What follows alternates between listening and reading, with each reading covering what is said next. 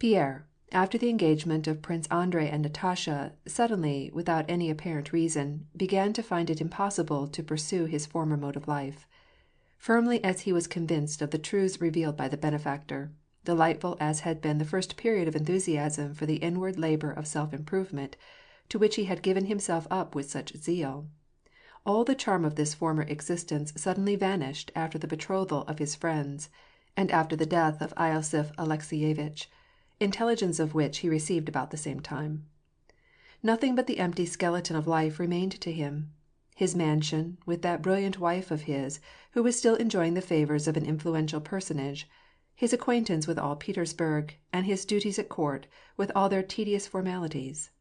All this life of his suddenly began to fill Pierre with unexpected loathing. He ceased to write in his diary, he shunned the society of the brethren, he began once more to frequent the club, and to drink heavily. He became intimate with the gay young bachelor set, and his behavior became such that the Countess Elena Vasilyevna found it necessary to give him a stern admonition. Pierre felt that she was right, and, in order not to compromise her, he decided to go to Moscow. In Moscow, as soon as he set foot in his enormous house, with the dried up and withered princesses, and the swarm of menials, as soon as he went out into town, and saw the Iverskaya chapel, with its innumerable tapers, burning before the golden shrines, and the square of the Kremlin, with its sheet of untrodden snow, the izvoschiks, and the hovels of the Svitsev Vrazek, saw old Muscovites who, with never a desire or a quickening of the blood, lived out their days, the Muscovite dances, the Muscovite ballrooms, the Muscovite English Club, he felt himself at home in a refuge of quiet. Life in Moscow gave him the sensation of comfort, and warmth, and coziness that one has in an old and dirty dressing-gown. Pierre was welcomed by all Moscow society, young and old, as a long-expected guest, whose place was always ready for him and never given to another. In the eyes of Moscow society, Pierre was most kindly, good-natured, intelligent, and benevolent, though eccentric, absent-minded, but cordial, a thoroughgoing Russian baron, of the old stamp. His purse was always empty, because it was opened to all. Benefits, wretched pictures, statuary, benevolent societies, gypsies, schools, subscription dinners, drinking bouts, the Masons, churches, books. No one and nothing ever met with a refusal from him. And if it had not been for two friends of his, who had borrowed large sums of him and now took him under their guardianship, he would have had absolutely nothing left. At the club, no dinner or reception was complete without him. As soon as he took his place on the ottoman, after a couple bottles of Margaux, the members would gather round him and vie with each other in all sorts of gossip, discussions, and clever stories. If discussions degenerated into quarrels, he would restore peace by his kindly smile alone, or by a clever jest. The Masonic meetings were tedious and dull if he were absent. Often after dining with his bachelor friends, he would yield with a genial and weakly smile to their entreaties, and go with them where they went, and help the hilarious young fellows wake the echoes with their wild, enthusiastic shouts. At the balls he would never refuse to dance, if partners were scarce. Young matrons and young girls liked him because he was attentive, especially after dinner, to all alike, without making invidious distinctions. It was a common saying of him, "Il est charmant. Il n'est pas de sexe." Pierre had become simply a retired court chamberlain, good-naturedly vegetating in Moscow, like so many hundreds of others. How horror-struck he would have been if, 7 years before, when he was just back from abroad, someone had told him that it was idle for him to seek out or invent a career; that the ruts in which he would move were long ago made for him, determined before the foundation of the world, and that, in spite of all his struggles, he should be what every one in his position was doomed to be. He would not have been able to believe this. Had he not, with all his heart, wished at one time that a republic should be established in Russia, then that he might be a Napoleon, then a philosopher, then a general, the conqueror of Napoleon?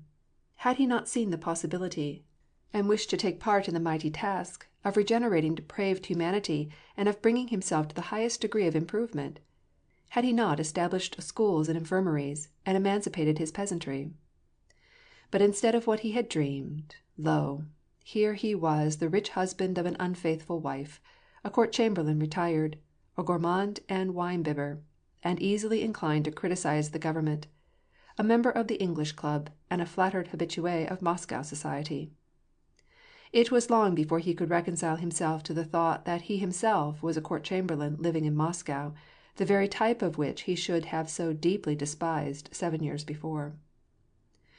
Sometimes he comforted himself with the thought that this mode of life was only temporary, but then he would be terrified by another thought of how many people, just like himself, with all their hair and their teeth still good, had entered temporarily into this mode of life, and into this club, and were now passing from it, bald and toothless. In moments of pride, when he thought over his position, it seemed to him that he was of an entirely different nature, distinct from these retired chamberlains, whom he used to despise, that they were insipid and stupid, contented and satisfied with their position. While I, on the contrary, am utterly dissatisfied. My sole desire is to do something for humanity, he would say to himself, in such moments of pride. But perhaps all these colleagues of mine are just like myself, and have been struggling and seeking to find some new and original path through life, and, like myself, have, by sheer force of circumstances, by the conditions of society and birth, that elemental force against which man is powerless, been brought into the same condition as myself. This he would say to himself in moments of humility, and, after he had lived in Moscow for some time, he ceased to despise his colleagues, the retired courtiers, and began to like them, and to esteem them, and to pity them, as he did himself. Pierre no longer suffered, as formerly, from moments of despair, hypochondria, and disgust of life.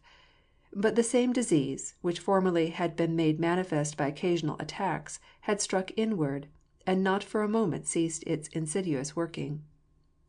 For what end? Why? For what purpose were we created in the world, he would ask himself in perplexity many times every day, in spite of himself, beginning to reason out some explanation of life.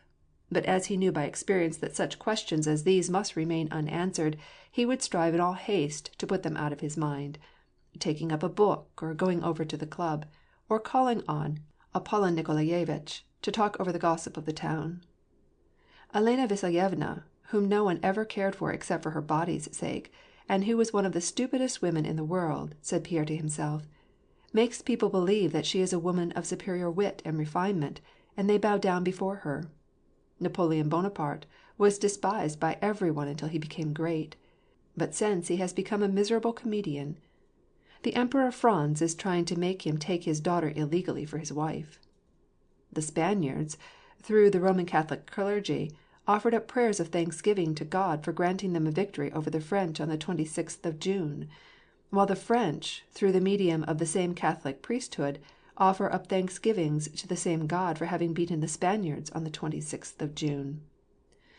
My brethren, the Masons, solemnly swear that they will be ready to sacrifice all they possess for their neighbor, but, when the box is passed around, they do not contribute a single ruble for the poor.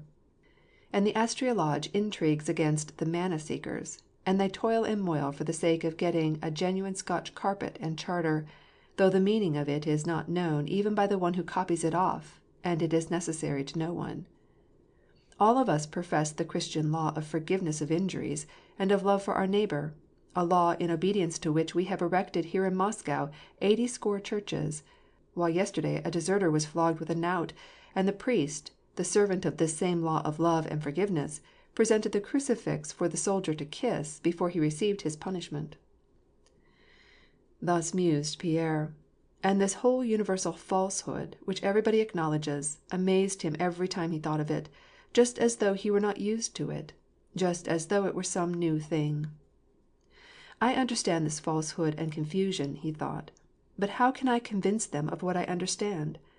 I have made the experiment, and have always found that they, in the depths of their hearts, understand it just as I do, but they strive not to see it.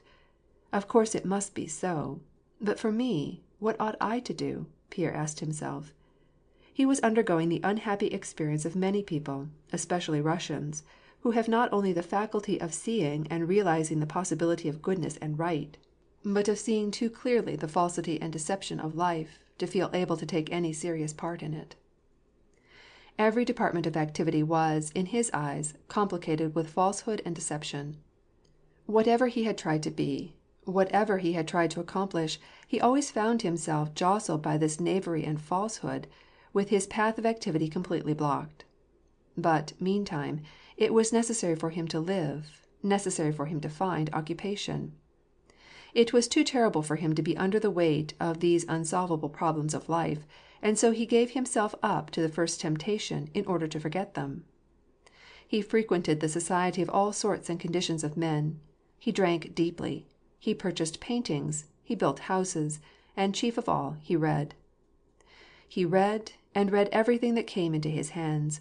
And he was such an omnivorous reader that even when, on his return home, his valet came in to undress him, he continued his reading, and after reading till he was tired, he would fall asleep, and the next morning he would go to the club or call on acquaintances and talk gossip, and from there go to some wanton rout where wine and women served to occupy his mind, and thus around the circle again, from spree to reading, and then his idle gossip and wine. Strong drink was becoming for him constantly a greater and greater physical and even moral necessity.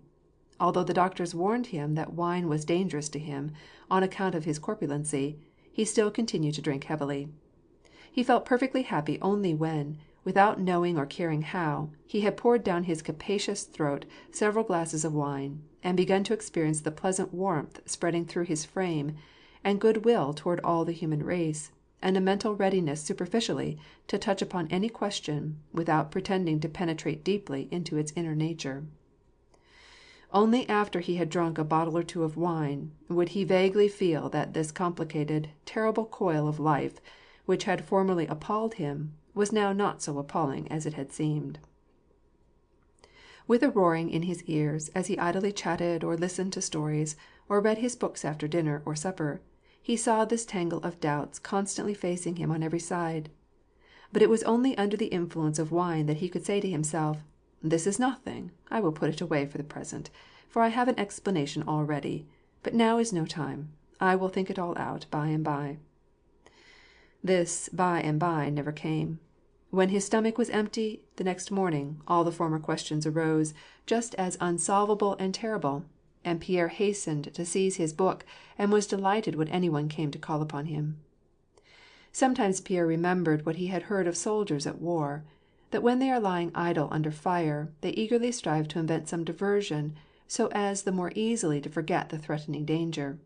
And it seemed to Pierre that all men were similar soldiers, distracting themselves from life, some by ambition, others by cards, others by codifying laws, others by women, play, horses, some by politics, others by sport, by wine, by statecraft.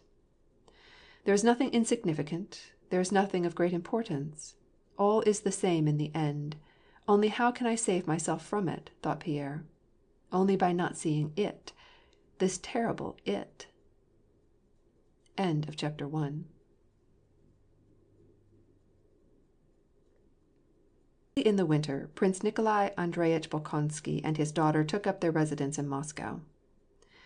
The fame of his past life, the keenness of his intellect, and his bold originality immediately caused him to be regarded by the Muscovites with special admiration and respect, and, as the popular enthusiasm for the Emperor Alexander's management of affairs had notoriously cooled off, and given place to an anti-French and nationalistic tendency, now all the vogue in Moscow, he had become the center of the opposition to the government. The prince had aged very considerably during the year past. He now began to manifest some of the acute symptoms of old age: unexpected naps, forgetfulness of recent events and vivid remembrance of those long past, and the childish vanity with which he accepted the role of chief of the Muscovite opposition. Nevertheless, when the old prince came down to evening tea, in his fur shubka and powdered wig, and at anyone's instigation began to tell his pithy anecdotes about the days gone by, or deliver his still pithier and harsher judgments upon the present, he inspired in all his guests a single feeling of sincere respect. In the eyes of visitors, the old-fashioned house, with its huge pier-glasses, its ante-revolutionary furniture, its powdered lackeys, presided over by the severe and intelligent old man of a past generation, with his gentle daughter and the pretty Frenchwoman who treated him with such deference, presented an impressive but agreeable spectacle. But these visitors did not realize that, over and above the 2 or 3 hours when they saw the household, there were 22 more each day, during which the inner life of the house went on unseen. This inner life had recently, especially during their stay in Moscow, become exceedingly trying for the Princess Mariya. In Moscow she was deprived of her dearest pleasures, the visits from her pilgrims, and the solitude which gave her such consolation at Luisiya Gorui. She could find no comfort or joy in the crowded city. She did not go into society. Everybody knew that her father would not allow her to go without him, and his health was too precarious to permit him to go out, and consequently she received no invitations to dinner parties or balls. She had renounced all hope of ever getting married. She had too often witnessed the coldness and irritability with which he received and dismissed such young men as occasionally came to their house, and who might have been her suitors. The Princess Mariya had no friends. Since her arrival in Moscow, her eyes had been opened in regard to the 2 who had been more intimate with her than all the rest. Mademoiselle Bourienne, in whom, even in times past, she could not feel perfect confidence, had now become positively disagreeable to her, and for several reasons she felt obliged to hold her at a distance. Julie, with whom she had kept up an uninterrupted correspondence for 5 years, was in Moscow, but she seemed like an utter stranger to her when they met again face to face. Julie, by the death of her brothers, had become one of the wealthiest girls in Moscow, and was completely absorbed in the pleasures of fashionable society. She was surrounded by young men, who, she said to herself, had suddenly awakened to the appreciation of her merits. She found herself now rapidly growing old, and felt that her last chance of finding a husband was passing, and that now or never her fate must be decided. The Princess Mariya, with a melancholy smile, remembered, as each Thursday came round, that now she had no one to write to, since Julie, whose presence gave her no delight, was in town, and she could see her every week. She, like the old French émigré who refused to marry the lady at whose house he had spent all his evenings for a number of years, was sorry that Julie was so near, because now she should have no one to write to. She had no one in Moscow to whom she could confide her sorrows, and since coming there these sorrows had increased and multiplied. The time for Prince Andrei's return and for his marriage was drawing nigh, but his father seemed no more inclined than before to listen to his entreaties and sanction it. On the contrary, he would hear nothing to it, and the mere mention of the Countess Rostova drove the old prince beside himself. As it was, he was in a bad temper the greater part of the time. The Princess Mariya had a new and additional trial, at this time, in the lessons which she gave her 6-year-old nephew. In her treatment of Nikolushka, she recognized with dismay that she was liable to fits of irritability similar to her father's. No matter how many times she reproached herself for losing her temper during his lesson hours, it happened almost every time when she sat down with the pointer to teach him his French alphabet, that from her very desire to help him along as rapidly as possible, to make his tasks easy and give the little fellow all the superfluity of her own knowledge, the slightest inattention on the part of the little boy, who was afraid, to begin with, of an outbreak of his aunt's irascibility, would make her tremble with indignation, lose her patience, grow angry and raise her voice, and sometimes even seize him by the arm and stand him in the corner. After doing this, she would begin to shed tears over her hasty temper, her ugly nature, and Nikolushka, sobbing out of sympathy, would leave his corner without permission, run up to her and pull her tear-wet hands from her face and try to comfort her. But by far the greatest trial of all was caused the princess by her father's irritability, which was always vented upon his daughter, and which of late became even cruelty. If he had compelled her to do penance all night long with prayers and genuflections, if he had struck her, if he had compelled her to draw wood and water, it would have never occurred to her that her position was hard. But this loving tyrant, all the more terrible from the very fact that he loved her, and therefore tormented both himself and her, took especial pains not only to insult and humiliate her, but to make her feel that she was always and forever in the wrong. And latterly he discovered a new whim, which tormented the Princess Mariya more than all else put together. This was his constantly increasing friendship for Mademoiselle Bourienne. first suggested to his maid by the news of Prince Andrei's engagement, the farcical notion that, if his son were going to marry, then he would marry Bourienne, evidently flattered his fancy, and of late he had stubbornly lavished especial attentions on the Frenchwoman, for the special purpose, as it seemed to the Princess Mariya, of affronting herself, and of expressing his disapprobation of his daughter by making love to Bourienne. In Moscow, on one occasion, when the Princess Mariya was present, it seemed to her that her father chose that time on purpose.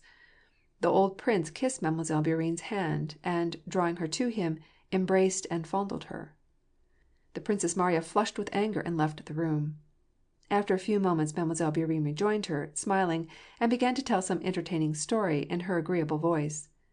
The Princess Mariya hastily wiped away her tears, went with decided steps straight to Bourienne, and, evidently not knowing what she was doing, began to shout at the Frenchman in furious haste, and with explosive accents. "It is shameful, contemptible, beastly, to take advantage of a man's weakness." She did not conclude her sentence. "Leave my room!" she fairly screamed, and then burst into tears again. The following day, the prince said not a word to his daughter, but she observed that at dinner he ordered Mademoiselle Bourienne to be served in precedence of all others. At the end of the dinner, when the butler, according to his usual custom, handed the coffee round, serving the princess first, the old prince suddenly flew into a passion, flung his cane at Philip, and instantly gave orders that he should be sent to serve as a soldier. "You didn't obey me! Twice I told you! You didn't obey me! She's the first person in this house! She is my best friend!" screamed the prince. "And if you," he added in a perfect fury, for the first time addressing his daughter, "if you permit yourself, if you dare, another time, as you did this evening, to forget your duty before her, then I will show you who is master of this house. Away with you, out of my sight. Here, beg her pardon." The Princess Mariya begged Emilie Bourienne's pardon, and then interceded with her father for the butler Philip. At such moments there arose in the Princess Mariya's soul a feeling like the pride of an immolated victim. And then, again, at such moments, this father whom she blamed would either search for his spectacles, not seeing them, when they were close at hand, or would forget what had only just happened, or would stagger along on weakening limbs, glancing lest anyone should have seen his feebleness, or, what was worse than all, after dinner, when there were no guests to keep him awake, would suddenly fall into a doze, dropping his napkin and nodding his head over his plate. "He is old and feeble, and do I dare to judge him?" she would think at such moments, with revulsion of feeling and disgust at herself. End of chapter 2.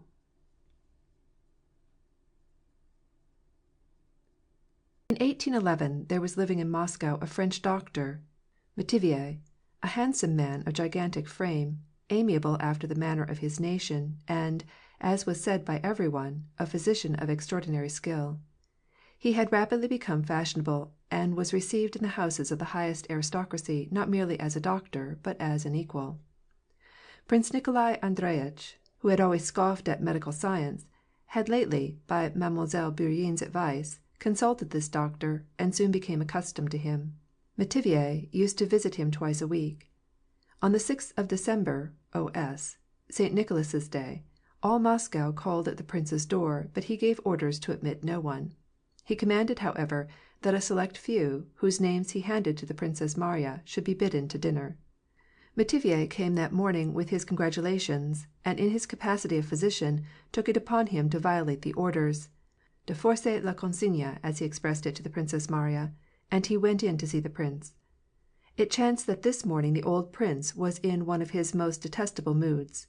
The whole morning he wandered up and down the house, finding fault with every one, and pretending not to understand anything that was said to him, and that they would not understand him.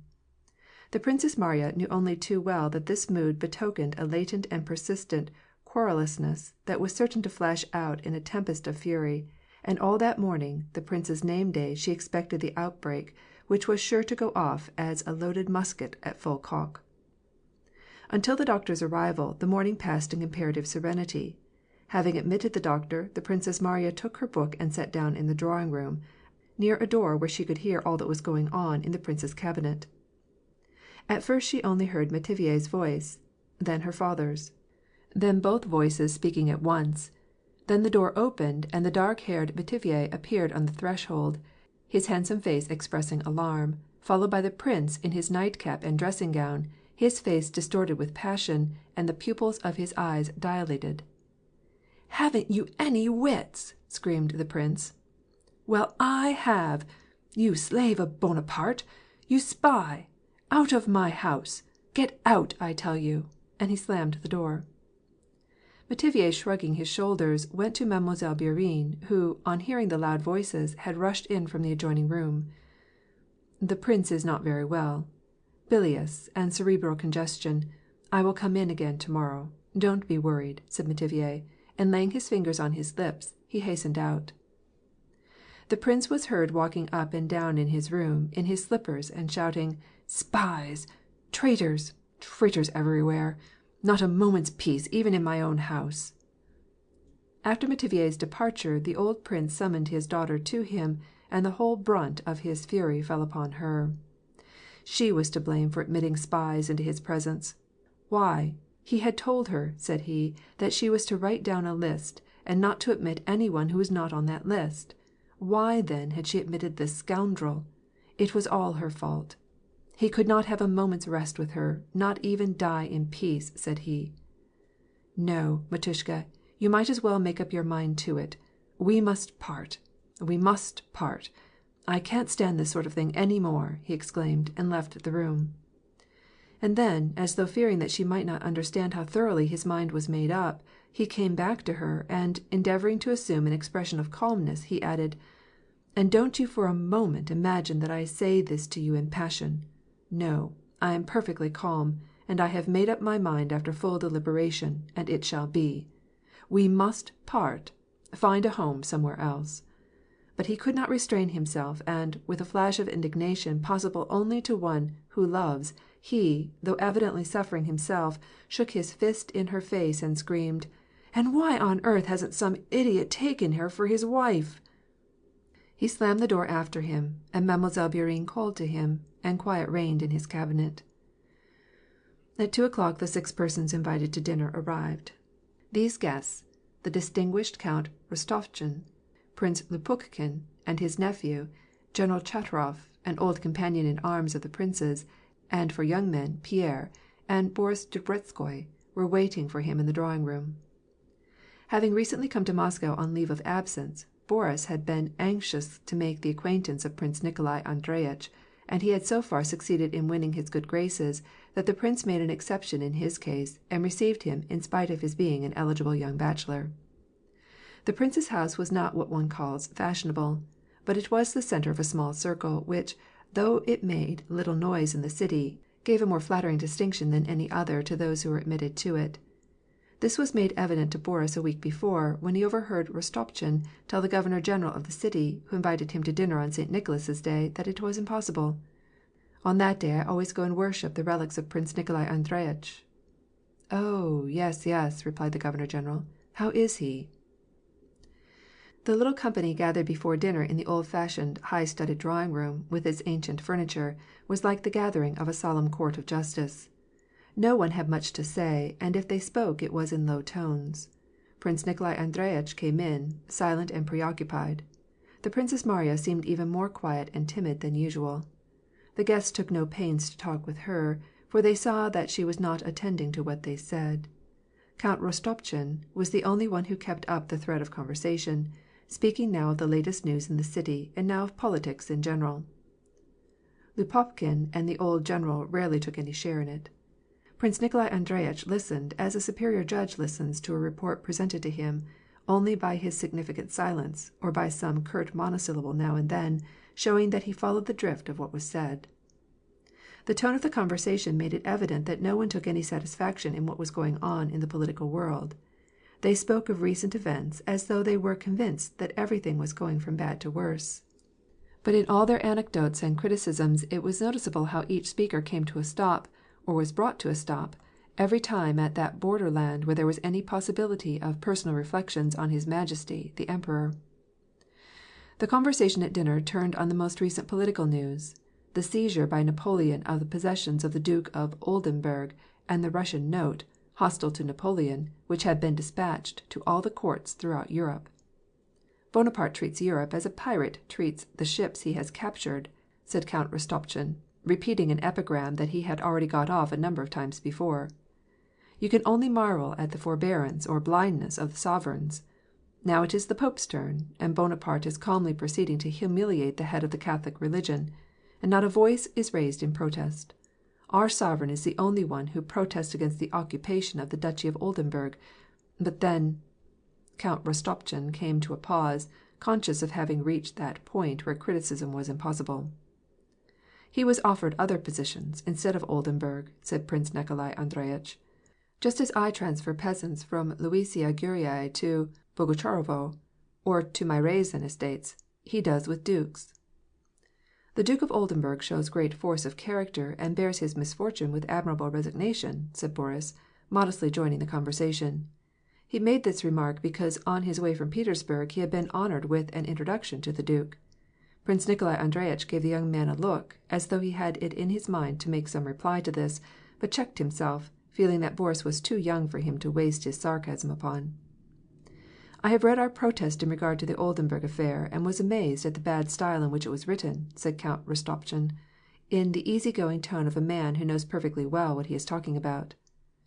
Pierre looked at Rostopchin in naive amazement, unable to comprehend why he should be disturbed at the wretched style of the note. What difference does it make how the note was written, Count, provided the subject matter is vigorous, said he. My dear fellow, I think, with our army of 500,000 men, it might just as well have been couched in a good style, said Count Rostopchin. Pierre understood now why Count Rostopchin was disturbed by the wretched writing of the note. It seems to me there's a plentiful crop of penny-a-liners nowadays, said the old prince.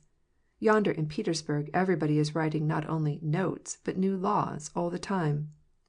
My Andrusia has been scribbling a whole volume of laws for Russia there. Today everybody is scribbling, and he laughed unnaturally. The conversation languished for a moment. Then the old general called attention to himself by a preliminary cough. Have you heard of what took place recently at a review at Petersburg? How the new French ambassador acted? What was that? Yes, I heard something about it. He made a very awkward remark in His Majesty's presence, I believe. His Majesty called attention to the division of grenadiers and their splendid marching, pursued General Chartoff. But it seems the ambassador showed absolute indifference, and permitted himself to say that at home in France they did not waste their time on such trivialities. The sovereign did not deign to give him any answer, but they say that at the subsequent review he did not say a word to him. All were silent. It was out of the question to make any comment on this occurrence, since it concerned the monarch personally. Insolent wretches! Exclaimed the prince. Do you know Métivier? I showed him out of the house today. He came and was admitted, although I had given special orders to admit no one, said the prince, with an angry look at his daughter. And then he repeated his whole conversation with the French doctor, and gave the reasons that made him think Métivier a spy. Though these reasons were inconclusive and obscure, no one made any criticism. After the roast, the champagne was handed around. The guests rose to their feet, offering the old prince their congratulations. The Princess Marya also went round to him. He gave her a cold, angry look, and put up his wrinkled, clean-shaven cheek for her to kiss. The whole expression of his face told her that their conversation of the morning had not been forgotten, that his mind was just as fully made up, and that only the presence of his guests prevented him from saying the same thing over again. When they went into the drawing-room for coffee, the older members of the company sat down together. Prince Nikolai Andreyitch grew more animated, and expressed his mind freely in regard to the war then just beginning. He declared that our wars with Bonaparte had hitherto been unsuccessful, and would be so long as we tried to make common cause with the Germans and meddle with European affairs, as we were compelled to do by the presence of Tilsit. There was no sense in our battling either for or against Austria. Our policy lay in the east, and, as far as Bonaparte was concerned, we required only one thing, to protect our frontier, to have some firmness in our policy, and never let him dare to cross our Russian frontier, as he did in 1807. And how is it possible for us to fight against the French, Prince? Asked Count Rostopchin. Can we take up arms against our teachers, our gods? Look at our young men. Look at our young ladies. Our gods are the French. Our kingdom of heaven is Paris." He had raised his voice, evidently so that all might hear him. "Our costumes are French, our ideas are French, our sentiments are French. You put out Métivier because he is a Frenchman, a good-for-nothing fellow, but our ladies grovel before him on their very knees. And last evening, at a party, out of the 5 ladies, 3 were Roman Catholics, and these were working on canvas embroidery, on Sunday, by virtue of a dispensation from the Pope. And there they sat, almost naked for all the world like signboards for a public bath-house, if I may be allowed the expression. Eh! When I look at our young dandies, Prince, I feel inclined to take the cudgel of Peter the Great from the museum, and break the ribs for them in good old Russian style. That would put an end to all their whimsies." All were silent. The old prince, with a smile on his face, looked at Rostopchín, and nodded his head in assent. "Well, Prscheti, good-bye. Your illustriousness, take care of your health," said Rostopchín, rising with the abrupt motions characteristic of him and offering his hand. "Good-bye, my dear. You're like a lute. I always like to hear you," said the old prince, laying his hand on his arm and offering his cheek for a kiss. The others also got up with Rostopchín. End of chapter 3.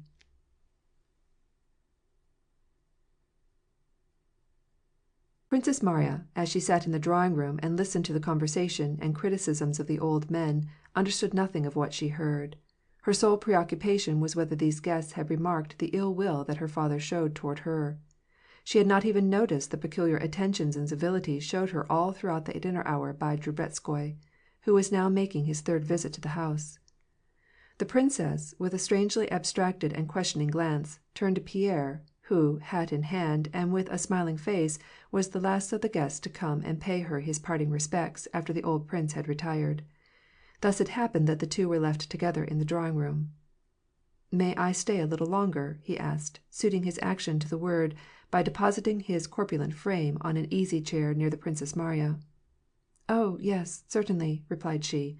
Her glance seemed to ask, "Have you remarked anything unusual?"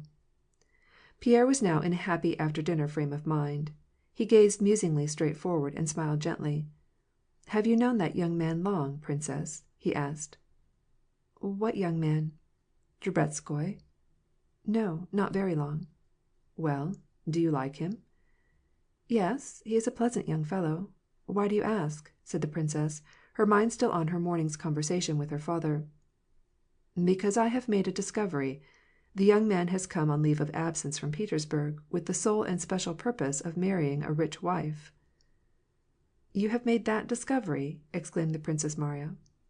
"Yes," pursued Pierre, with a smile. "And this young man so manages it, that where the rich girls are gathered together, there he also is to be found. He is now undecided which to attack, you or Mademoiselle Julie Karagina. Il est très assidu auprès d'elle." "Yes, he's very attentive to her." "He goes there, then?" "Yes, very often." "And do you know the new way of making love?" inquired Pierre, with a cheery smile, evidently lapsing into that jolly spirit of good-humored ridicule for which he so often had reproached himself in his diary. "No," replied the princess. "In these days, in order to please the young ladies of Moscow, il faut être mélancolique, et elle est très mélancolique auprès de Mademoiselle Karagarine," said Pierre. "Really?" exclaimed the princess, gazing into Pierre's good face, and persistently thinking about her trials. "It would be so much easier," she thought, "if I could only make up my mind to confide in some one all my thoughts and feelings. And I should like especially to tell Pierre everything.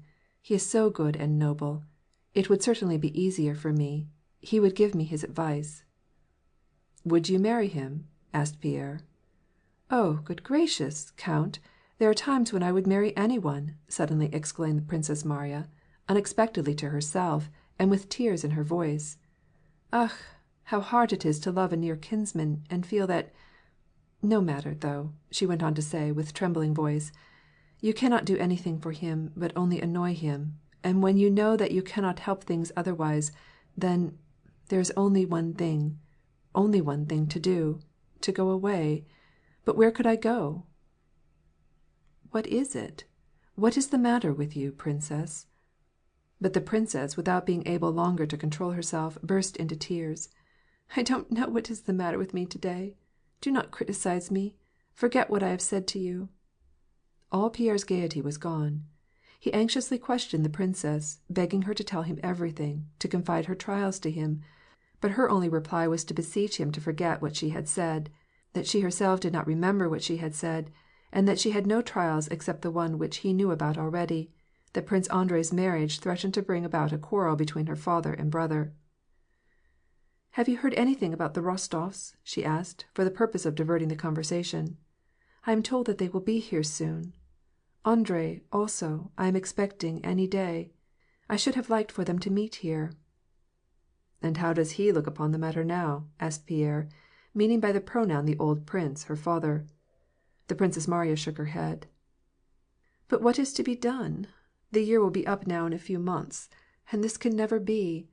I only wish I could spare my brother the first minutes. I wish the Rostofs would come very soon. I hope to make their acquaintance. You have known them for a long time, have you not?" asked the Princess Mariya. "Tell me, with your hand on your heart, exactly the honest truth. What kind of a girl is she, and how do you like her? I want the whole truth, because Andrei, you know, takes such a tremendous risk in doing this against his father's will, that I should like to know just how it is." A dull instinct told Pierre that in this repeated demand to hear the whole truth was betrayed the Princess Mariya's ill will toward her prospective sister-in-law, and that she had an idea that Pierre would not approve of Prince Andrei's choice. But Pierre told her not so much what he thought as felt. "I don't know how to answer your question," he said, reddening without any reason. "I really don't know what kind of a girl she is. I can never analyze her. She is fascinating. But what makes her so, I can't tell you. That is all I can say in regard to her." The Princess Mariya sighed, and the expression of her face said, "Yes, that is what I expected and feared." "Is she intellectual?" asked the princess. Pierre deliberated. "I think not," said he, "but perhaps she is. She does not think it necessary to be intellectual. But, on the other hand, she is fascinating, no one more so." The Princess Mariya again shook her head disapprovingly. "Ugh! How I hope that I shall love her! You tell her so if you see her before I do." "I hear that they will be here in a few days," said Pierre. The Princess Mariya confided to Pierre her plan for making the acquaintance of her prospective sister-in-law as soon as she came to Moscow, and then trying to reconcile the old prince to her. End of chapter 4.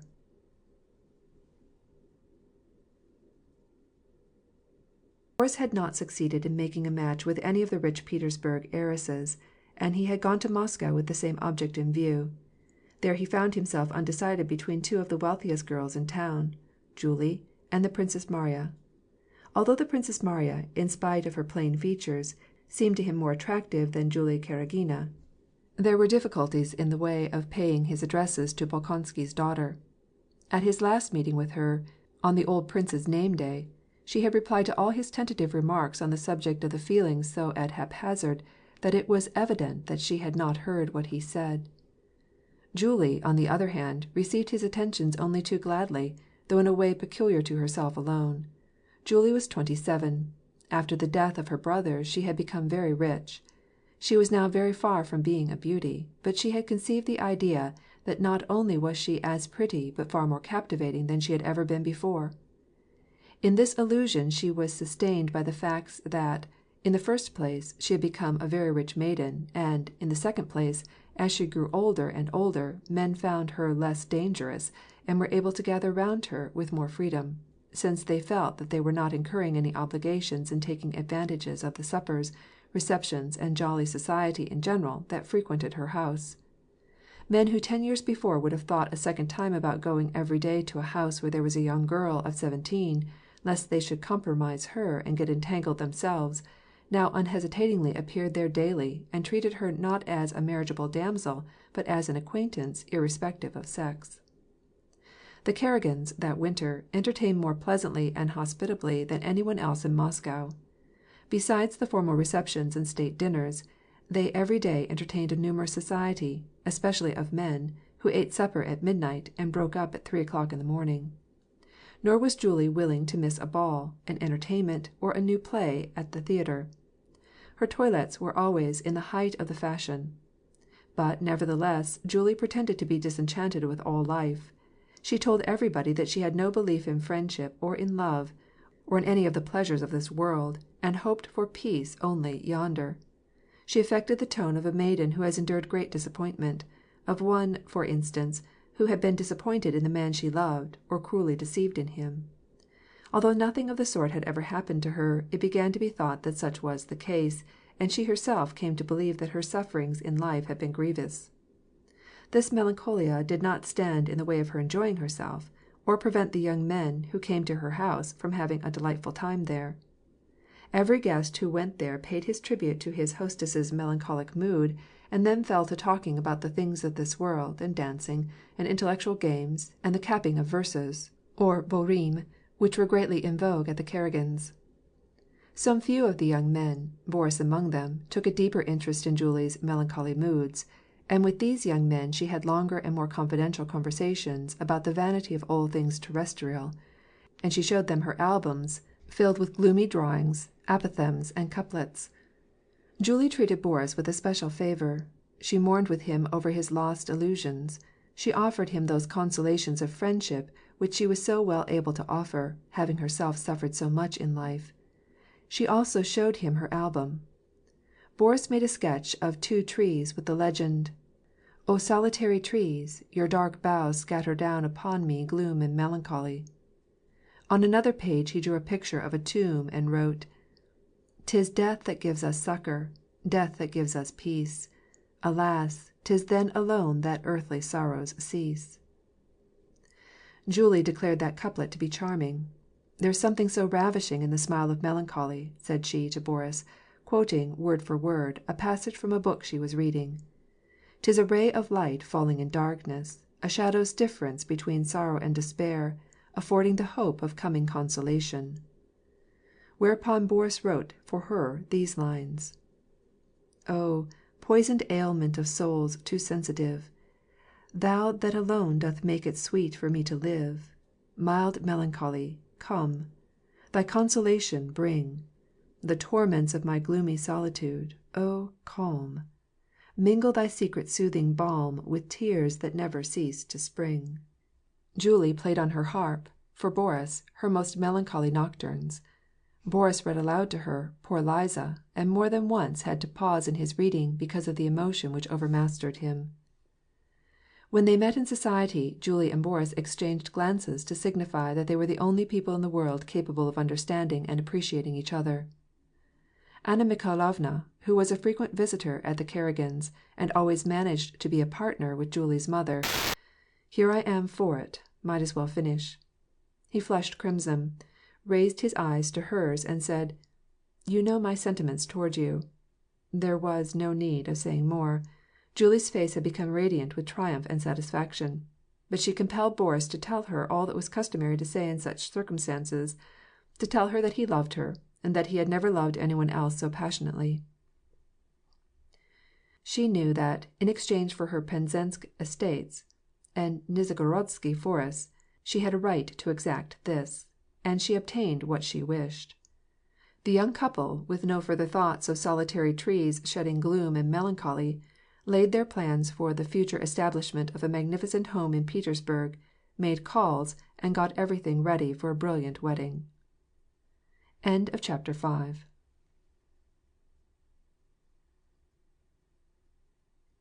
Ilya Andreevitch, together with Natasha and Sonya, arrived in Moscow toward the end of January. The countess was still ailing, and was unable to travel, but it was out of the question to wait for her recovery. Prince Andrei was expected in Moscow every day, and, besides, it was important to purchase Natasha's wedding outfit.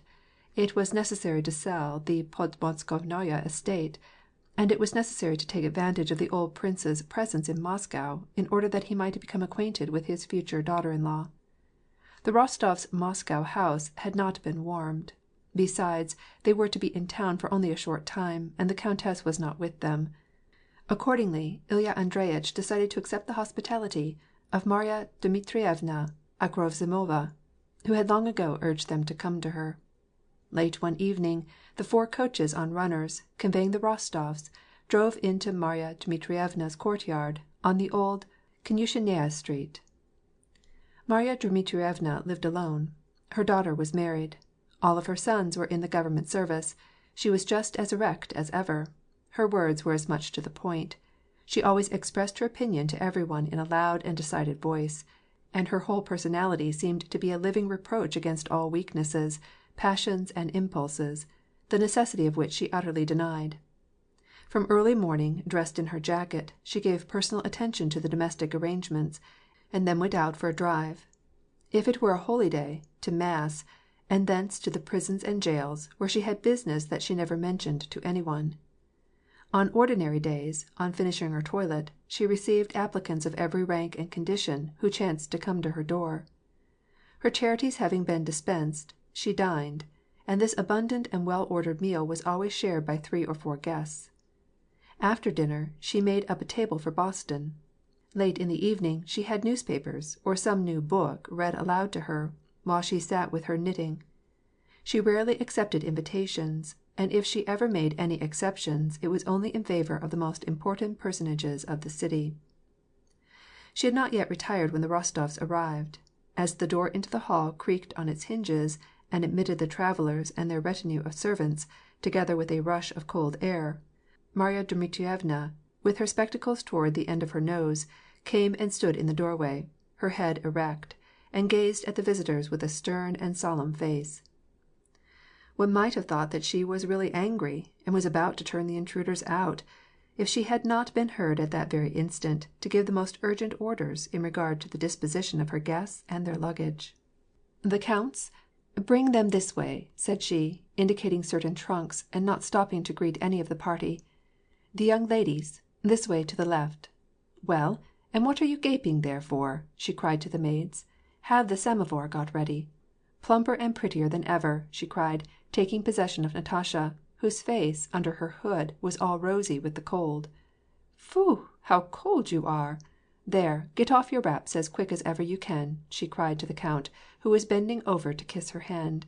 "You're frozen, most likely. Have some rum put in with the tea? Sonyushka, bonjour," said she to Sonya, showing by this French phrase and the pet diminutive her rather condescending and yet affectionate relationship to the girl. When they had taken off their wraps, and put themselves to rights after their journey, they gathered round the tea table, and Marya Dmitrievna kissed them all in turn. "I am right glad that you have come, and that you have put up at my house," said she. "It is high time," she went on, giving Natasha a significant look. "The old man is here, and his son is expected from day to day. You certainly must make his acquaintance. Well, we'll talk about all this by and by," she added, giving Sonya a look, as much as to say that she did not care to talk about this in her presence. "Now listen," said she, addressing the count. "What are your plans for to-morrow? Whom will you send for? Shinshin?" She doubled over one finger. "Then, that snivelling Anna Mikhailovna, too. She and her son are here. Son's to be married.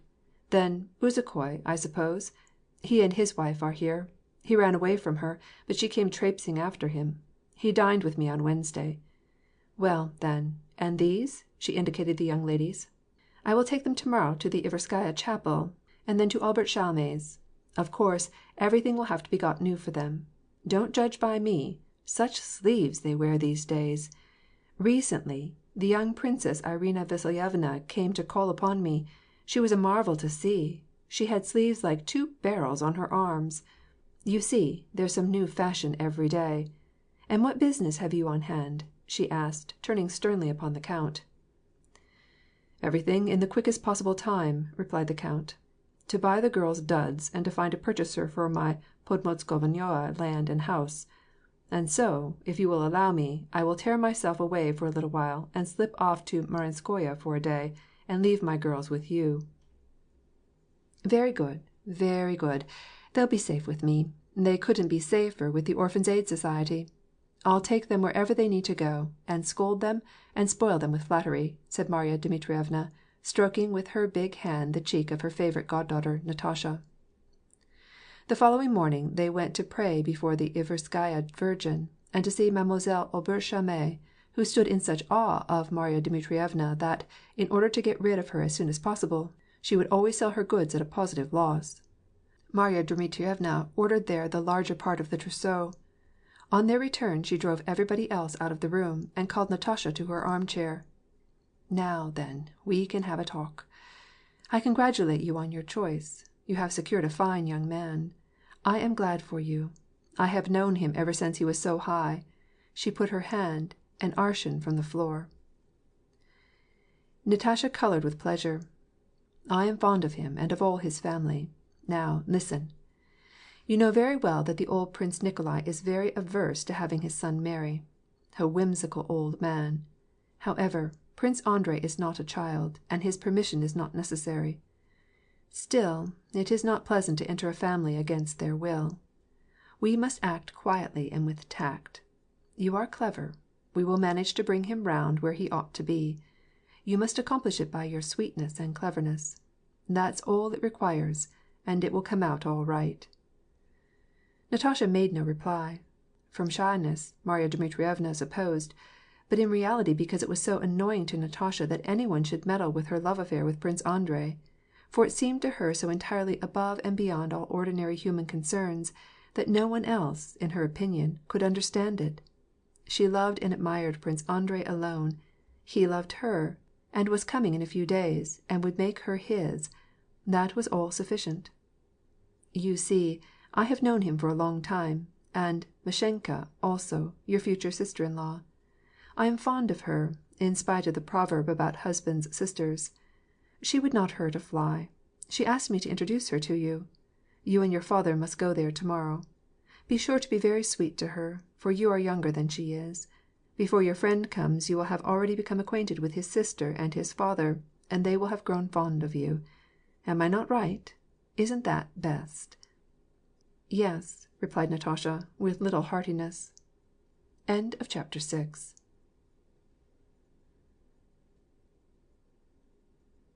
On the following day, by Marya Dmitrievna's advice, Count Ilya Andreyitch and Natasha went to call on Prince Volkonsky's. The count, in anything but a happy frame of mind, made ready for this call. In fact, he felt terribly about it.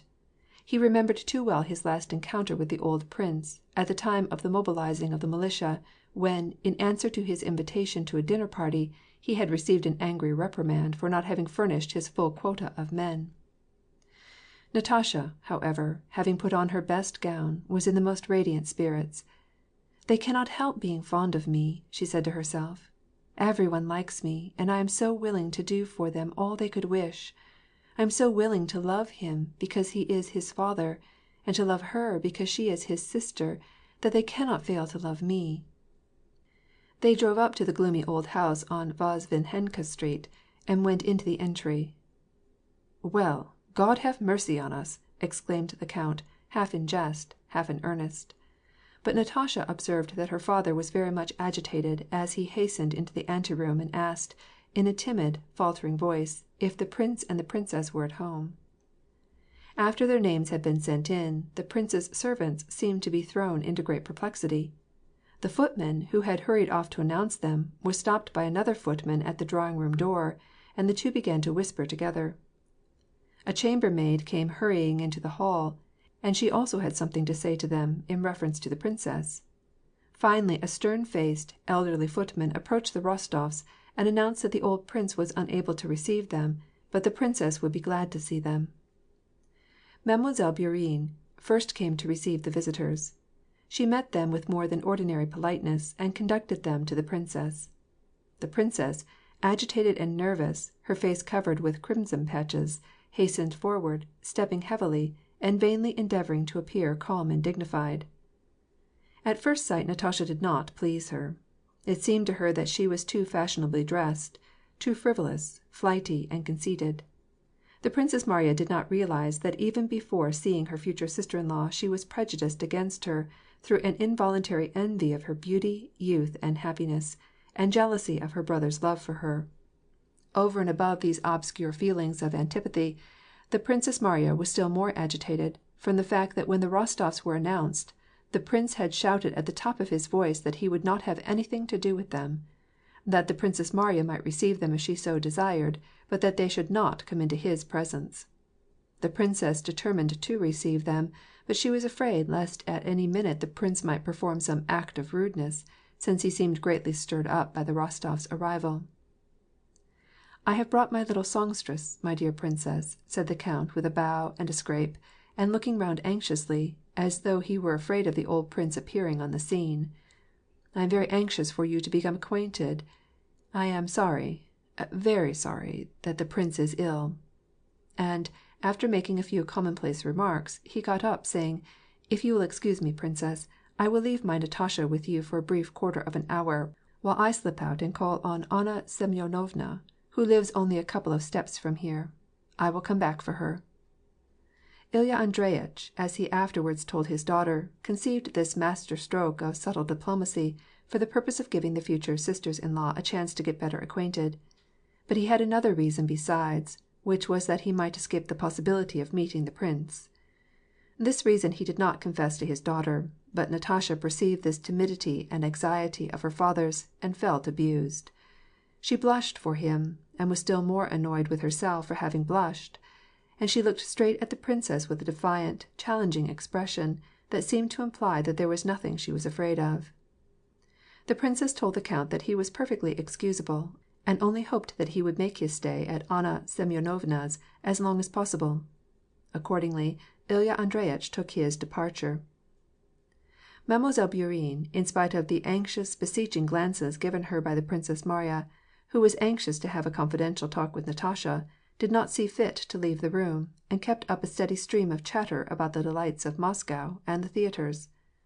Natasha was piqued by the confusion that had occurred in the reception-room, by her father's cowardice, and by the unnatural tone affected by the princess, who, it seemed to her, felt it was an act of condescension to receive her, and, consequently, everything gave her a disagreeable impression.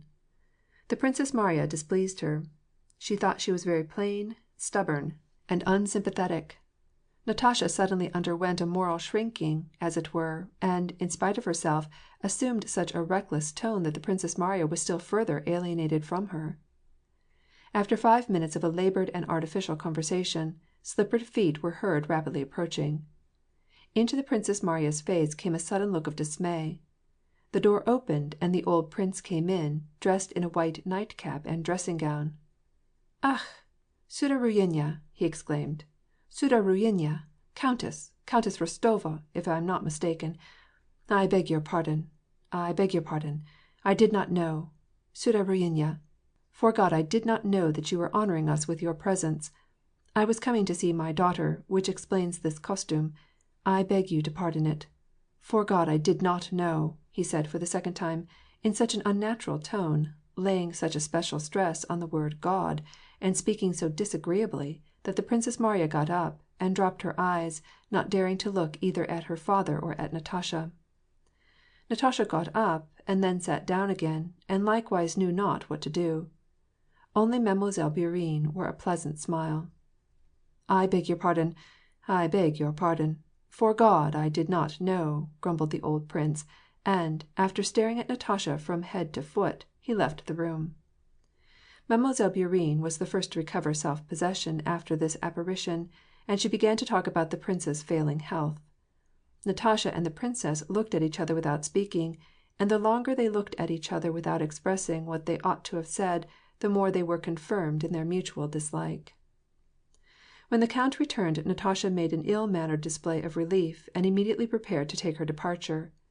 At this moment she almost hated this dried-up old princess, who by her silence had put her in such an awkward position, and who, in half an hour's talk with her, had not once mentioned Prince Andrei. "Of course I can't be the first to speak of him in the presence of that Frenchwoman," said Natasha to herself. The Princess Mariya, at the same time, was tormented by a similar compunction. She knew that it was her duty to say something to Natasha, but she found it impossible, both because Mademoiselle Bourienne's presence embarrassed her, and because she herself did not know what made it so difficult to speak on the coming marriage.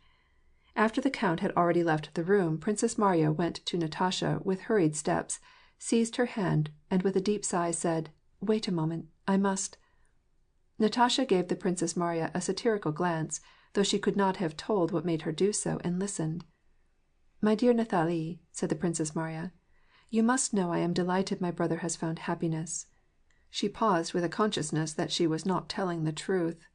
Natasha noticed this pause and suspected the cause of it. "I think, princess, that it is not a propitious time to speak of this," said Natasha, with an appearance of outward dignity and hauteur, while the tears almost choked her. "What have I said? What have I said?" she wondered, as soon as she left the room. That day they waited for Natasha a long time at dinner. She was sitting in her room sobbing like a child, blowing her nose and then beginning to sob again. Sonya stood beside her and kissed her on the hair. "Natasha, what is there to cry about?" she asked. "Why should you care about them? It will all pass over, Natasha." "No, if you only knew how humiliating it was!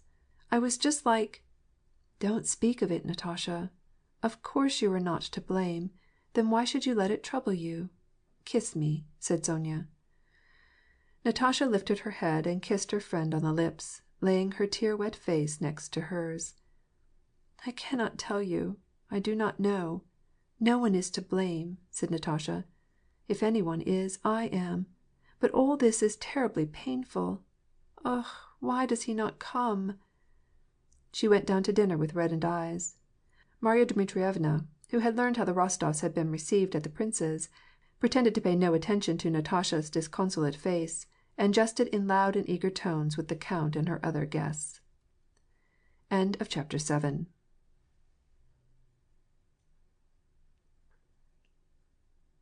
That evening the Rostofs went to the opera, Marya Dmitrievna having secured them tickets. Natasha felt no desire to go, but it was impossible for her to refuse her hostess's kindness, which had been designed expressly for her pleasure. When, after she was already dressed, and had gone into the parlor to wait for her father, she surveyed herself in the great pier glass, and saw how pretty, how very pretty, she was, she felt even more melancholy than before, but her melancholy was mingled with a feeling of sweet and passionate love. "Bozhe moi! If he were only here, I should not be so stupidly shy before him as I was before. I would throw my arms around him and cling close to him, and make him look at me with those deep, penetrating eyes of his, with which he has so often looked at me, and then I would make him laugh as he laughed then, and his eyes, how plainly I can see his eyes even now," said Natasha to herself. "And what do I care for his father and his sister? I love him. I love him, him alone, with his dear face and eyes, with his smile, like that of a man and like that of a child, too. No, it is better not to think about it, to forget him and to forget that time, too, absolutely. I cannot endure this suspense, I shall be crying again." And she turned away from the mirror, exercising all her self-control not to burst into tears. "And how can Sonya be so calm and unconcerned in her love for Nikolenka, and wait so long and patiently?" she wondered, as she saw her cousin coming toward her, also in full dress, and with her fan in her hand. "No, she is entirely different from me. I cannot." Natasha at that moment felt herself so full of passion and tenderness that it was not enough to love and to know that she was loved. What she wanted now, at this instant, was to throw her arms around her lover's neck and speak to him, and hear him speak those words of love of which her heart was full. As she rode along in the carriage, sitting next to her father, and dreamily looking at the lamplights that flashed through the frost-covered windows, she felt still deeper in love, and still more melancholy than ever, and she quite forgot with whom and where she was going. Their carriage fell into the long line, and the wheels slowly creaked over the snow as they drew up to the steps of the theater. The two girls gathered up their skirts and quickly jumped out. The count clambered down, supported by the footman, and, making their way through the throng of ladies and gentlemen and programme vendors, the three went into the corridor that led to their box. Already the sounds of music were heard through the closed doors. "Nathalie, your hair," whispered Sonya in French. The Kapelldiener, hastening past the ladies, politely opened their box door. The music sounded louder, the brightly lighted rows of boxes occupied by ladies with bared shoulders and arms, and the parterre filled with brilliant uniforms, dazzled their eyes. A lady who entered the adjoining box shot a glance of feminine envy at Natasha. The curtain was still down, and the orchestra was playing the overture. Natasha, shaking out her train, went forward with Sonya and took her seat, glancing at the brightly lighted boxes on the opposite side of the house. The sensation, which she had not experienced for a long time, of having hundreds of eyes staring at her bare arms and neck, affected her all at once with mixed pleasure and discomfort, and called up a whole swarm of recollections, desires, and emotions associated with that sensation. Natasha and Sonya, both remarkably pretty girls, and Count Ilya Andreyitch, who had not been seen for a long time in Moscow, naturally attracted attention. Moreover, every one had a general notion that Natasha was engaged to marry Prince Andrei, and everybody knew that ever since the engagement the Rostofs had been residing at their country estate, therefore they looked with much curiosity at the "bride" of one of the most desirable men in Russia. Natasha's beauty, as everybody told her, had improved during their stay in the country, and that evening, owing to her excited state of mind, she was extraordinarily beautiful. No one could have failed to be struck by her exuberance of life and beauty, and her complete indifference to everything going on around her. Her dark eyes wandered over the throng, not seeking for any one in particular, and her slender arm, bare above the elbow, leaned on the velvet rim of the box, while with evident unconsciousness of what she was doing, she crumpled her program, folding and unfolding it in time with the orchestra. "Look, there's Elenina," said Sonya, "with her mother, I think." "Saints! Mikhail Kiriluitch has grown fat, though!" exclaimed the old count. "See, there's our Anna Mikhailovna. What kind of a headdress has she on? There are the Karagins and Boris with them. Evidently enough, an engaged couple. Drubetskoi must have proposed." "What? Didn't you know it? 'Twas announced to-day," said Shinshin, coming into their box. Natasha looked in the same direction that her father was looking, and saw Julie, who, with a string of pearls around her fat, red neck, covered with powder, as Natasha knew well, was sitting next to her mother, with a radiantly happy face. Behind them could be seen Boris's handsome head, with sleekly brushed hair. He was leaning over so that his ear was close to Julie's mouth, and as he looked askance at the Rostofs, he was saying something to his bride. "They're talking about us, about me," thought Natasha, "and she's probably jealous of me, and he is trying to calm her. They need not worry about it. If they only knew how little I cared about them." Behind them sat Anna Mikhailovna, festive and blissful, and wearing her habitual expression of utter resignation to God's will. Their box was redolent of the atmosphere characteristic of a newly engaged couple, which Natasha knew and loved so well.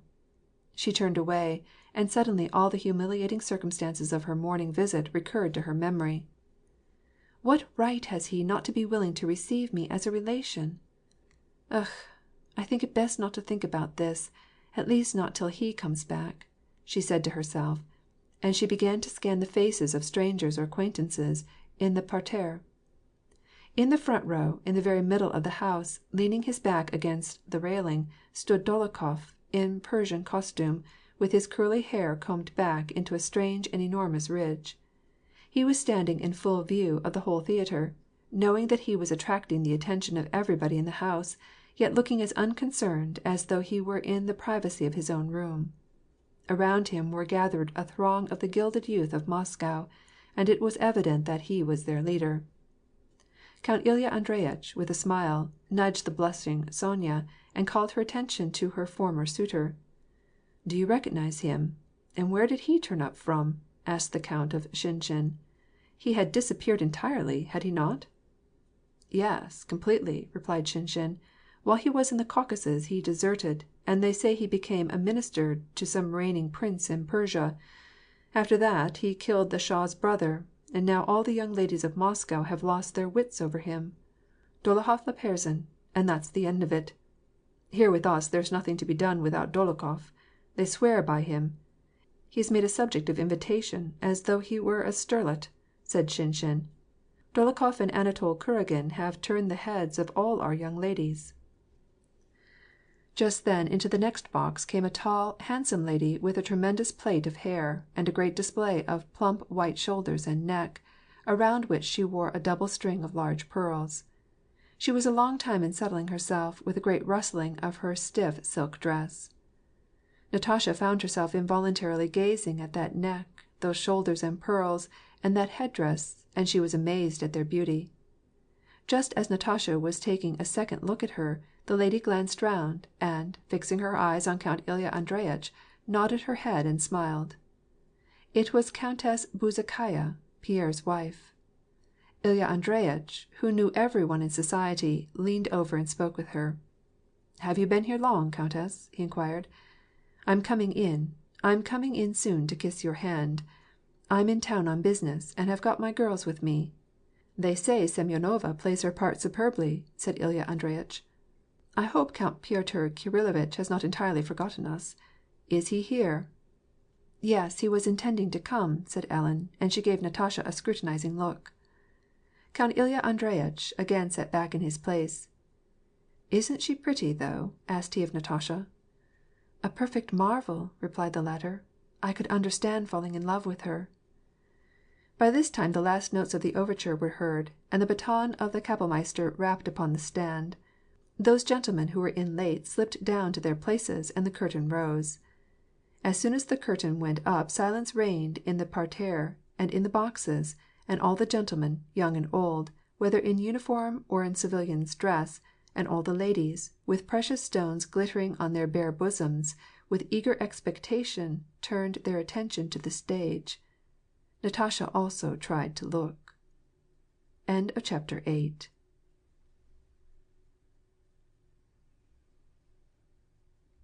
Boards formed the center of the stage. On the sides stood painted canvases representing trees. In the background a cloth was stretched out on boards. In the foreground, girls in red bodices and white petticoats were sitting around. One, who was exceedingly stout, wore a white silk dress. She sat by herself on a low footstool, to the back of which was glued green cardboard.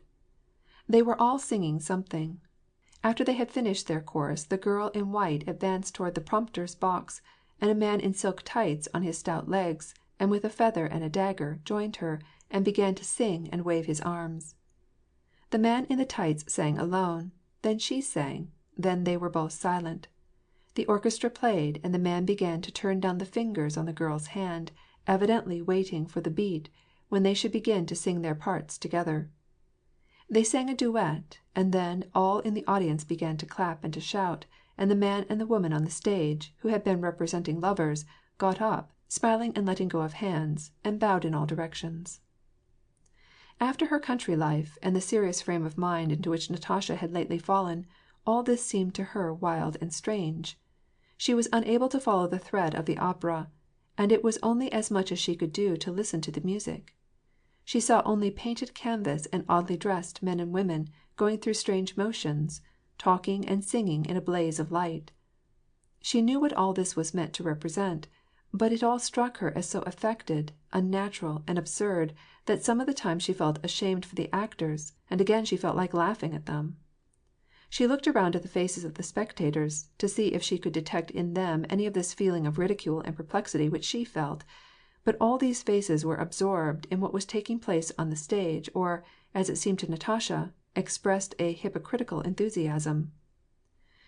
"This must be, I suppose, very lifelike," said Natasha. She kept gazing now at those rows of pomaded heads in the parterre, then at the half-naked women in the boxes, and most of all at her neighbor Ellen, who, as undressed as she could well be, gazed with a faint smile of satisfaction at the stage, not dropping her eyes, conscious of the brilliant light that overflowed the auditorium and the warm atmosphere heated by the throng. Natasha gradually began to enter into a state of intoxication which she had not experienced for a long time. She had no idea who she was, or where she was, or of what was going on before her. She gazed and let her thoughts wander at will, and the strangest, most disconnected ideas flashed unexpectedly through her mind. Now she felt inclined to leap upon the edge of the box and sing the aria which the actress had just been singing. Then she felt an impulse to tap with her fan a little old man who was sitting not far off, then again to lean over to Ellen and tickle her. At one time, when there was perfect silence on the stage, just before the beginning of an aria, the door that led into the parterre, near where the Rostofs were seated, creaked on its hinges, and a man who came in late was heard passing down to his seat. "There goes Kuragin," whispered Shinshin. The Countess Bezukhaya turned her head and smiled at the newcomer. Natasha followed the direction of the Countess Bezukhaya's eyes, and saw an extraordinarily handsome adjutant, who, with an air of extreme self‐confidence, but at the same time of good breeding, was just passing by their box. This was Anatol Kuragin, whom she had seen and noticed some time before at a ball in Petersburg. He now wore his adjutant's uniform, with epaulet and shoulder–knot.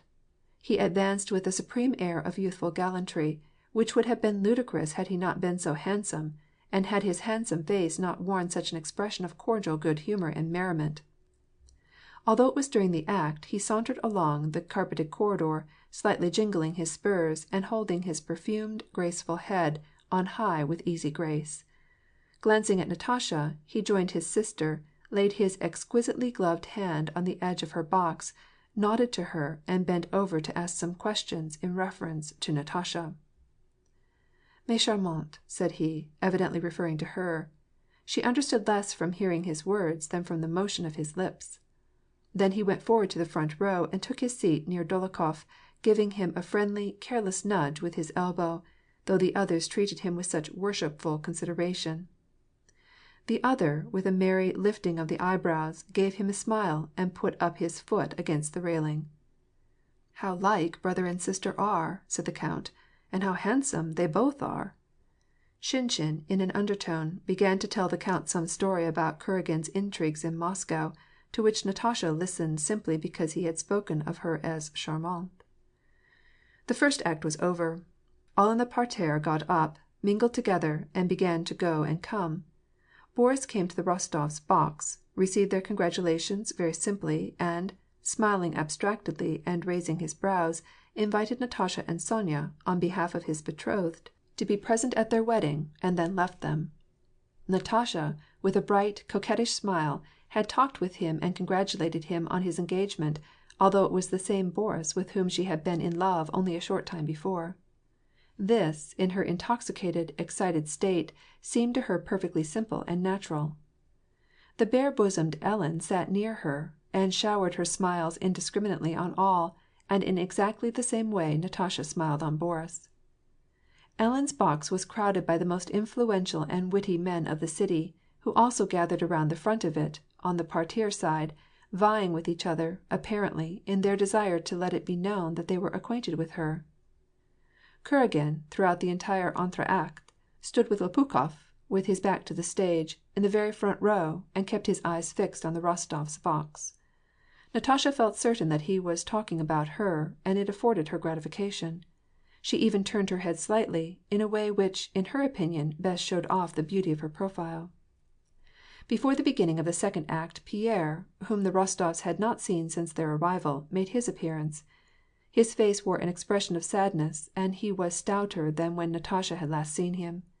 Without recognizing any one, he passed down to the front row. Anatol joined him and began to make some remark, looking and pointing to the Rostofs' box.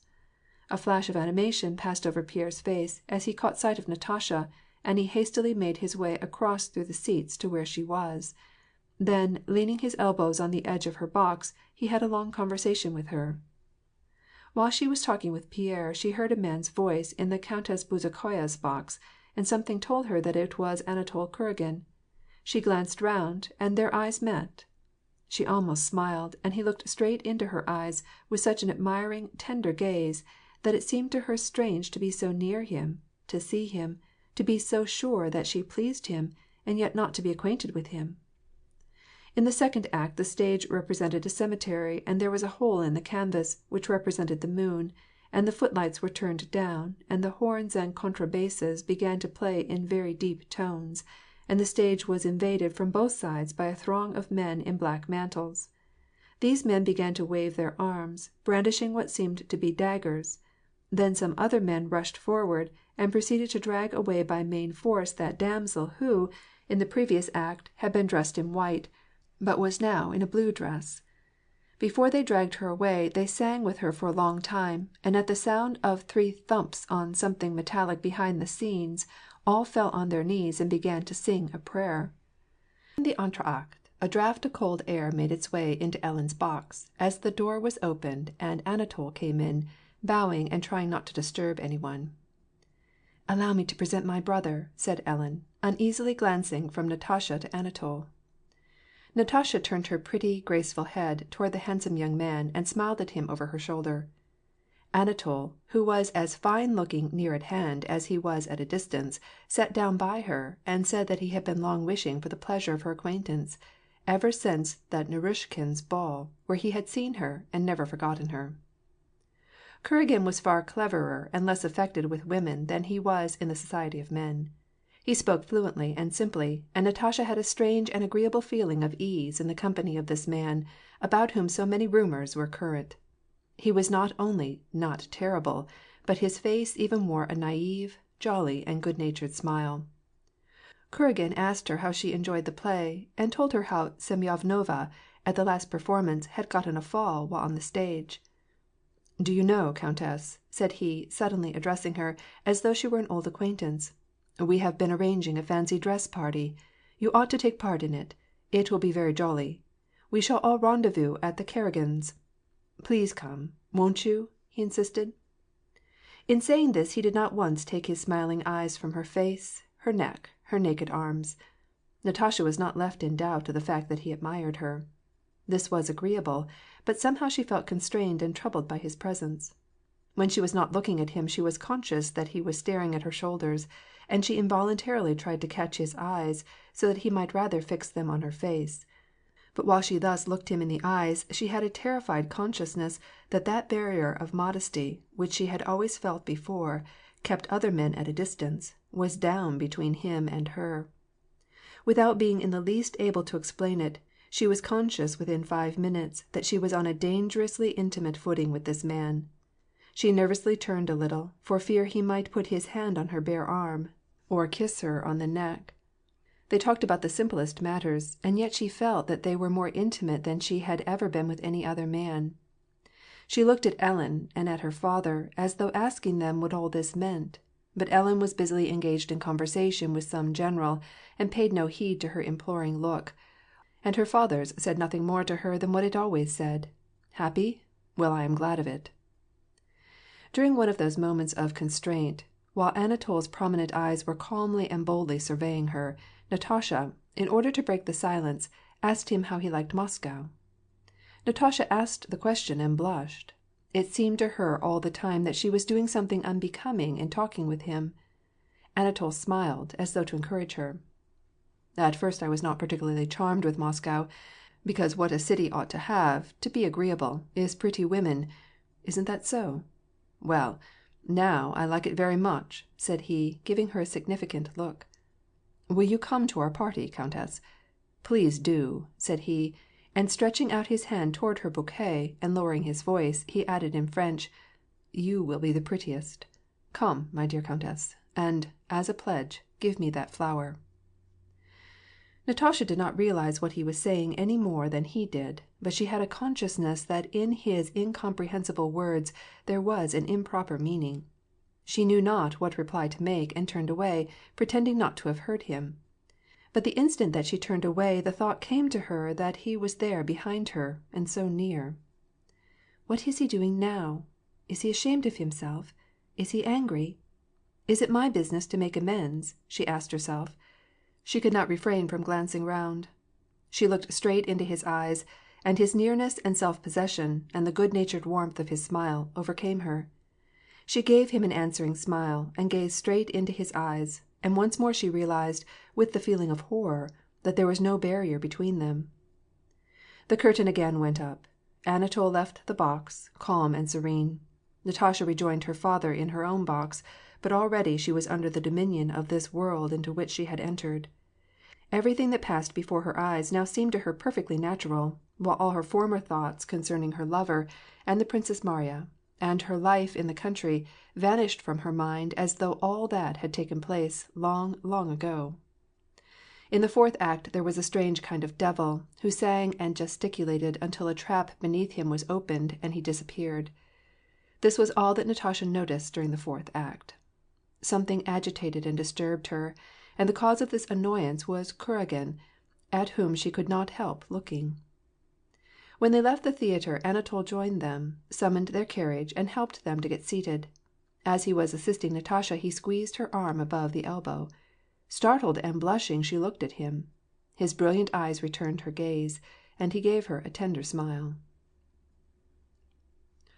Not until she reached home was Natasha able clearly to realize all that had taken place, and when she suddenly remembered Prince Andrei she was horror-struck, and as they all sat drinking tea she groaned aloud and, flushing scarlet, ran from the room. "My God, I am lost!" she said to herself. "How could I have let it go so far?" she wondered. Long she sat hiding her flushed face in her hands, striving to give herself a clear account of what had happened to her, and she could not do so, nor could she explain her feelings. Everything seemed to her dark, obscure, and terrible. Then, in that huge, brilliant auditorium, where Duport, with his bare legs and spangled jacket, capered about on the dampened stage to the sounds of music, and the girls and the old men and Ellen, much décolletée, with her charm and haughty smile, were all applauding and enthusiastically shouting bravo, there, under the protection of this same Ellen, everything was perfectly clear and simple. But now, alone by herself, it became incomprehensible. What does it mean? What means this fear that I experience in his presence? What means these stings of conscience which I experience now? She asked herself. If only her mother had been there, Natasha would have made confession of all her thoughts before going to bed that night. She knew that Sonya, with her strict and wholesome views, would either entirely fail to understand, or would be horrified by her confession. Natasha accordingly tried, by her own unaided efforts, to settle the question that tormented her. "Have I really forfeited Prince Andrei's love, or not?" she asked herself, and then, with a reassuring smile, she replied to her own question. "What a fool I am to ask this! What is the sense of it? None. I have done nothing. I was not to blame for this. No one will know about it, and I shall not see him any more," she said to herself. "Of course it is evident no harm has been done. There is nothing to repent of, and no reason why Prince Andrei should not love me just as I am. But what do I mean by just as I am? Oh, my God, why is he not here?" Natasha grew calm for an instant, but then some instinct told her that, even though nothing had happened and no harm had been done, still the first purity of her love for Prince Andrei was destroyed. And once more she let her imagination bring up her whole conversation with Kuragin, and she recalled his face and his motions, and the tender smile that this handsome, impudent man had given her after he had squeezed her arm. End of chapter 10. Anatol Kuragin was living in Moscow because his father had sent him from Petersburg, where he had been spending more than 20,000 rubles a year, and had accumulated heavy debts as well, which his creditors were trying to obtain from his father. His father explained to him that he would, for the last time, pay 1/2 of his debts, but only on condition of his going to Moscow as adjutant to the Governor-General of the city, an appointment which he obtained for him. He advised him to make up his mind at last to try to win the hand of some rich heiress. He suggested the Princess Mariya or Julie Karagina. Anatol consented and went to Moscow, where he took up his residence at Pierre's. At first Pierre received him with scant welcome, but at length he became accustomed to him, and occasionally accompanied him on his sprees, and, under the pretense of a loan, gave him money. Anatol, as Shinshin correctly stated the case, had instantly turned the heads of all the girls in Moscow, and particularly by the fact of his affected neglect of them, and his avowed preference for gypsy girls and French actresses, with the leading light of whom, Mademoiselle Georges, it was said, he was on terms of close intimacy. He never failed of a single drinking bout given by Daniloff or the other fast men of Moscow. He could drink steadily from night till morning, outdrinking everyone else. Moreover, he was a constant habitué of all the balls and receptions in the upper circles of society. Rumors were rife of various intrigues of his with married ladies in Moscow, and at the balls he always paid particular court to several. But from young ladies, particularly those who were rich and in the marriage market, most of whom were excessively plain, Anatol kept at a respectful distance, and this arose from the fact, known only to a very few of his most intimate friends, that he had been married 2 years before. 2 years before, while his regiment had been cantoned in Poland, a Polish proprietor of a small estate had forced Anatol to marry his daughter. Anatol had soon after abandoned his wife, and, by engaging to send money periodically, he persuaded his father-in-law to let him pass still as a bachelor. Anatol was always satisfied with his situation, with himself, and with other people. He was instinctively, by his whole nature, convinced that it was entirely impossible for him to lead another manner of existence, and that he had never in his life done anything wrong. He was in no condition to ponder on the effect that his behavior might have on others, or what might be the result of his behaving in this, that, or the other way. He was persuaded that, just as the duck was so created as always to be in the water, in the same way he was created by God for the purpose of living with an income of 30,000 rubles a year, and of occupying the highest pinnacle of society. He was so firmly grounded in this opinion, that other people also, when he saw them, shared in his conviction, and never thought of refusing him either the foremost place in society, or the money which he took of any one he met, without ever thinking of repaying it. He was no gambler; at least, he never showed sordid love for gain. He was not ostentatious. It was absolutely a matter of indifference to him what men thought of him. Still less was he open to the charge of ambition. Many times he had annoyed his father by injuring his own prospects, and he always made sport of dignities. He was not stingy, and he never refused any one who asked a favor of him. All that he cared for was a good time, and women, and as, according to his opinion, there was nothing ignoble in these tastes, and he could not calculate the consequence for other people of the gratification of these tastes of his, he therefore considered himself irreproachable, sincerely scorned ordinary scoundrels and base men, and held his head high with a tranquil conscience. Debauchees, those male Magdalens, have a secret feeling of blamelessness, such as is peculiar to the frail sisterhood, and it is based in the same hope of forgiveness. She shall be forgiven much, for she hath loved much, and he shall be forgiven much, because he hath enjoyed much. Dolokhov, back again in Moscow, after his exile and his adventures in Persia, and once more leading a dissipated and luxurious life, and playing high, naturally became intimate with his old Petersburg companion, Kuragin, and made use of him for his own ends. Anatol really liked Dolokhov for his wit, intelligence, and audacity. Dolokhov, who found the name, the notability, and the connections of Anatol Kuragin an admirable decoy for attracting rich young fellows into his clutches, made use of him, and got enjoyment out of him without letting him suspect it. Besides the financial purpose for which Anatol served him, the act itself of controlling the will of another was an enjoyment, a habit, a necessity for Dolokhov. Natasha had made a deep impression on Kuragin. At supper after the opera, with all the enthusiasm of a connoisseur, he praised to Dolokhov her arms, her shoulders, her feet, and her hair, and he expressed his intention of making love to her. The possible consequences of such love-making Anatol did not stop to consider, nor was it in him to foresee them any more than in any other of his escapades. "Yes, she's pretty, my dear fellow, but she's not for us," said Dolokhov. "I'm going to tell my sister to invite her to dinner. How's that?" suggested Anatol. "You had better wait till she's married." "You know," said Anatol, "j'adore les petites filles. You can turn their heads so quick."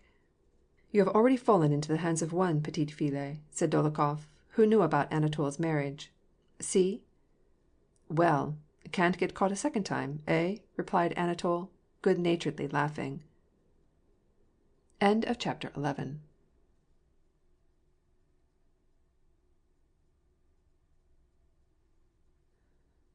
The next day the Rostovs stayed at home, and no one came to see them. Marya Dmitrievna had a confidential conversation with her father, taking pains to keep it secret from Natasha, who nevertheless suspected that they were discussing the old prince and concocting some scheme. It disquieted and humiliated her.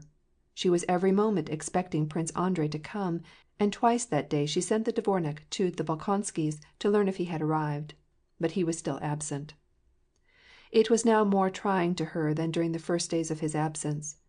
Her impatience and melancholy thoughts about him were intensified by an unpleasant recollection of her interview with the Princess Mariya, and the scene with the old prince, as well as by a vague and undefinable fear and uneasiness.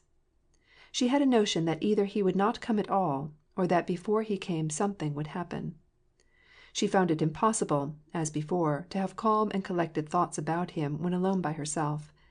As soon as her thoughts turned to him her recollections of him were confused by recollections of the old prince, of the Princess Mariya, of the operatic performance, and of Kuragin.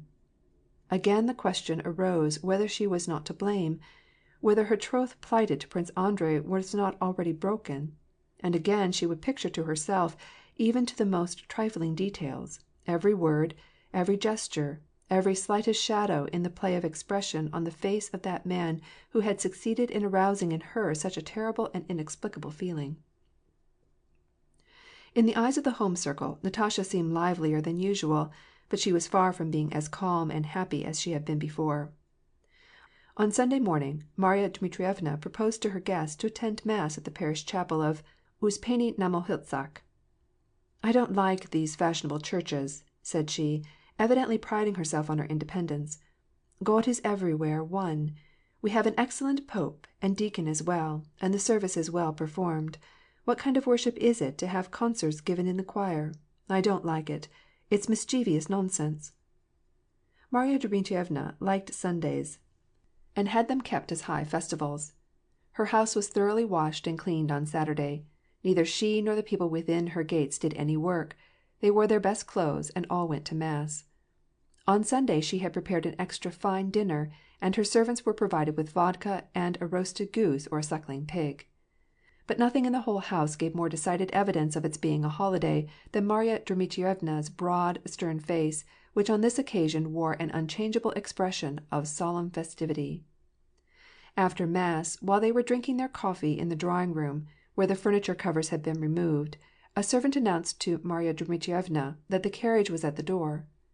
She drew a long face, and, putting on her best shawl, in which she always paid visits, got up and announced that she was going to see Prince Nikolai Andreyevitch Bolkonsky, to have an understanding with him in regard to Natasha. After Marya Dmitrievna had taken her departure, a modiste from Madame Chalme's came to try on the young ladies' new dresses, and Natasha, retiring to the next room and shutting the door, was very glad of the diversion. Just as she had put on a hastily basted and still sleeveless waist, and was standing in front of the mirror, bending her head around to see how the back fitted, she heard in the drawing room the lively tones of her father's voice, mingled with those of a woman, and it made her blush. It was Ellen's voice. Natasha had not time to take off the experimental waist before the door opened, and into the room came the Countess Bezukhaya, beaming with a good-natured and flattering smile, and wearing a dark purple velvet dress with a high collar. "Ah, ma délicieuse!" she exclaimed to the blushing Natasha. "Charmante! No, she is quite unlike any one else, my dear count," said she, turning to the count who followed her in. "The idea of living in Moscow and not going anywhere! No, I shall not let you off. This evening Mademoiselle Georges is going to recite for me, and we shall have a crowd, and if you don't bring your beauties, who are far better than Mademoiselle Georges, I shall never forgive you. My husband is away. He has gone to Tver, otherwise I should send him for you. Do not fail to come. Don't fail. At 10 o'clock." She nodded to the dressmaker whom she knew, and received a most respectful curtsy, and then sat down in an armchair near the mirror, picturesquely disposing the folds of her velvet dress. She did not cease to chatter with good-natured and merry volubility, constantly saying pleasant, flattering things about Natasha's beauty.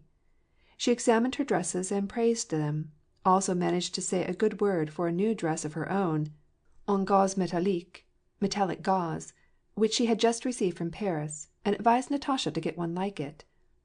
"Besides, it would be extremely becoming to you, my charmer," said she. Natasha's face fairly beamed with pleasure. She felt happy and exhilarated by the praise of this gracious Countess Bezukhaya, who had heretofore seemed to her such an inaccessible grand lady, and was now so cordial toward her. Natasha's spirits rose, and she felt almost in love with this woman, who was so beautiful and so good-natured. Ellen, on her part, was sincerely enchanted by Natasha, and wanted her to have a good time. Anatol had urged her to help on his acquaintance with her, and it was for this purpose that she had called on the Rostofs. The idea of helping her brother in such a flirtation was amusing to her. Although that winter in Petersburg she had felt a grudge against Natasha for alienating Boris from her, it had now entirely passed from her mind, and, with all her heart, she felt kindly disposed toward Natasha. As she was taking her departure, she called her protege aside. "Last evening my brother dined with me. We almost died of laughing. He eats just nothing at all, and can only sigh for you, my charmer. Il est fou, mais fou amoureux de vous, ma chère." Natasha flushed crimson on hearing these words. "How she blushes! How she blushes! Ma délicieuse," pursued Ellen. "Don't fail to come. Even if you are in love, that is no reason for making a nun of yourself. Even if you are engaged, I am sure that your future husband would prefer to have you go into society rather than die of tedium in his absence." "Of course she knows that I am engaged. Of course she and her husband, she and Pierre, that good, honest Pierre, have talked and laughed about this. Of course there is no harm in it." And again under Ellen's influence, all that hitherto seemed terrible to her seemed simple and natural. "And she is such a grande dame, and so kind, and she seems to like me so heartily," said Natasha to herself. "And why shouldn't I have a good time?" queried Natasha, looking at Ellen with wide eyes full of amazement.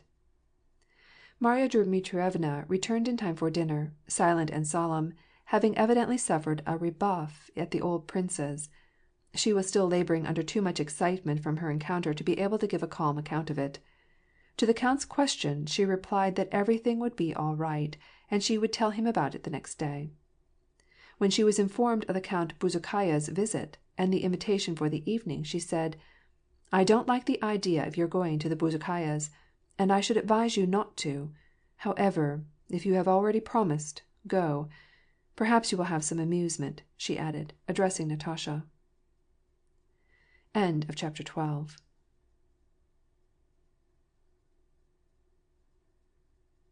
Ilya Andreyitch took his young ladies to the Countess Bezukhaya's. The reception was fairly well attended, but the most of the company were strangers to Natasha.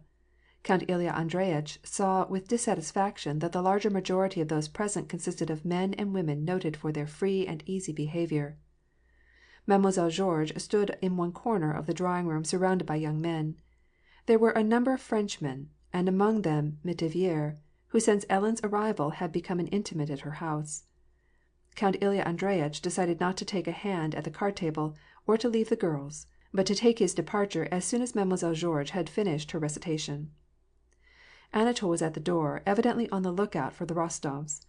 As soon as he had exchanged greetings with the count, he joined Natasha, and followed her into the room. The moment she saw him she was assailed, just as she had been at the theatre, by a mixed sense of gratified vanity that she pleased him, and of fear, because of the absence of moral barriers between him and her. Ellen received Natasha effusively, and was loud in praise of her beauty and her toilette. Soon after their arrival, Mademoiselle Georges retired from the room to change her costume. In the meantime, chairs were disposed in the drawing-room, and the guests began to take their seats. Anatol procured a chair for Natasha, and he was just going to sit next to her, but the count, keeping sharp eye on his daughter, took the seat next to her. Anatol sat behind. Mademoiselle Georges, with plump and dimpled arms all bare, and with a red shawl flung across one shoulder, came out into the space around which the chairs were ranged, and assumed an unnatural pose. A murmur of admiration was heard. Mademoiselle Georges threw a stern and gloomy glance around, and began to recite certain lines in French, in which the guilty love of a mother for her son is delineated. In places she raised her voice; then again she spoke in a whisper, triumphantly tossing her head; and in other places she broke short off, or spoke in deep, hoarse tones, rolling her eyes. "Adorable!" "Divine!" "Délicieux!" were the encomiums heard on all sides. Natasha's eyes were fastened on the stout actress, but she heard nothing, saw nothing, understood nothing of what was going on before her. She felt that she was irrevocably drawn again into that strange, mad world, so far removed from the past world, where it was impossible to know what was right and what was wrong, what was reasonable and what was foolish.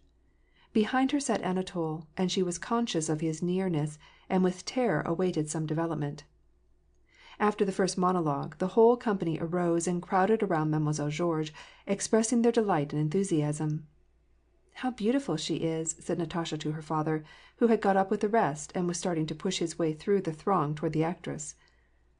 I cannot think so when I look at you," said Anatol, sitting down next to Natasha. He spoke so that no one else could hear what he said. "You are charming. Since the first moment that I saw you, I have not ceased." "Come, let us go, Natasha," interrupted the count, returning to his daughter. "How pretty she is!" Natasha, making no reply, followed her father, but gave Anatol a look of wondering amazement. After several more recitations, Mademoiselle Georges took her departure, and the Countess Bezukhaya invited her guests into the ballroom. The count wanted to go home, but Ellen begged him not to spoil her improvised ball. The Rostofs remained. Anatol took Natasha out for a valse, and while they were on the floor, and he clasped her waist and hand, he told her that she was ravissante, and that he loved her. During the écossaise, which she danced with Kuragin also, Anatol said nothing to her while they were by themselves, but merely gazed at her. Natasha was in doubt whether she had not dreamed what he said to her during the valse. At the end of the first figure he again pressed her hand. Natasha lifted startled eyes to his, but his look and his smile had such an expression of self-confidence and flattering tenderness that she found it impossible to look at him and say to him what was on her tongue to say. She dropped her eyes. "Do not say such things to me. I am betrothed. I love another," she hurriedly whispered. She glanced at him. Anatol was not in the least confused or chagrined at what she had said. "Don't speak to me about that. What difference does it make to me?" he asked.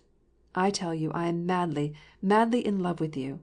Am I to blame because you are bewitching? It's our turn to lead."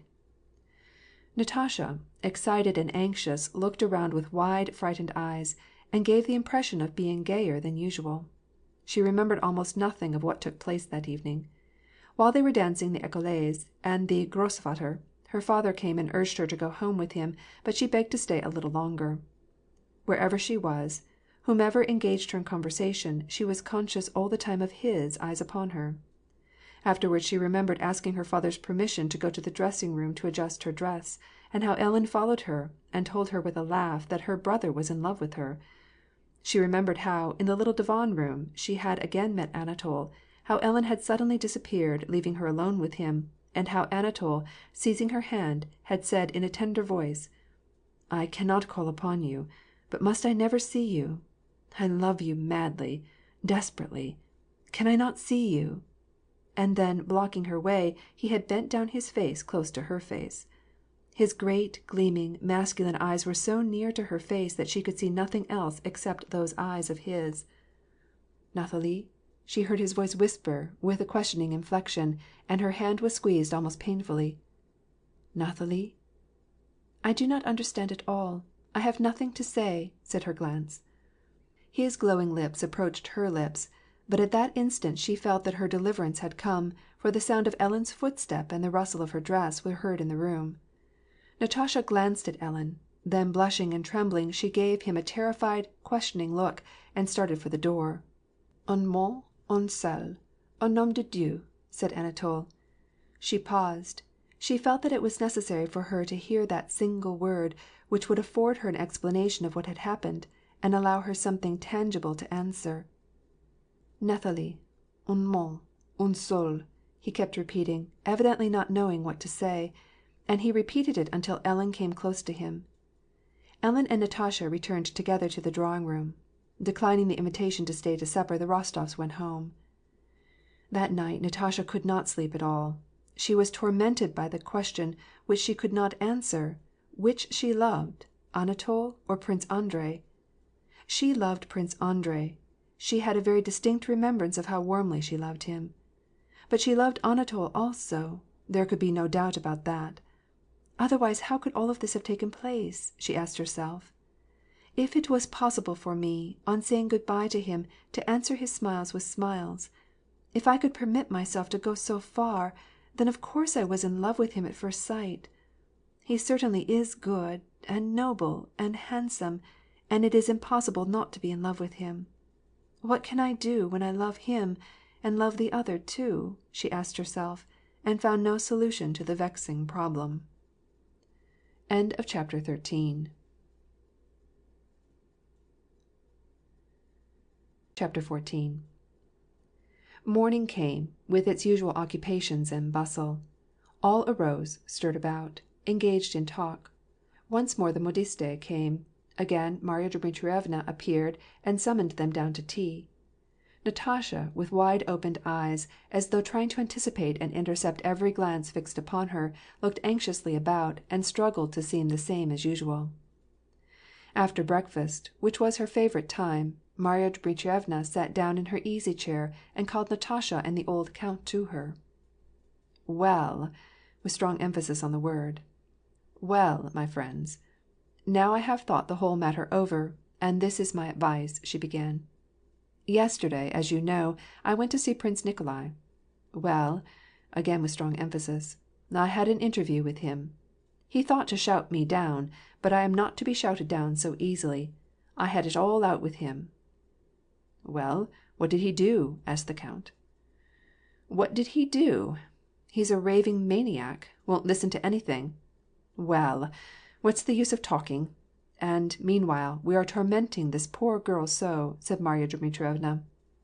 "And my advice to you is to transact your business and go home, to Otradnoye, and there wait till—" "Oh, no!" cried Natasha. "Yes, you must go," maintained Marya Dmitrievna, "and wait there. If your betrothed should come here now, there would infallibly be a quarrel; but if he is here alone with the old man they will talk the whole thing over calmly, and then he will come for you." Ilya Andreyitch approved of this plan, which instantly appealed to his good judgment. If the old prince was appeased, then they could rejoin him at Moscow or Louisa Guri; if not, as it would be contrary to his wishes, then the wedding could take place at Otradnoye. "That is true as gospel," said he. "Only I am sorry that I went there and took her," said the old count. "There is nothing to be sorry for. As long as you were here you couldn't help paying him that mark of respect. Well, if he does not approve, it is his affair," said Marya Dmitrievna, making search for something in her reticule.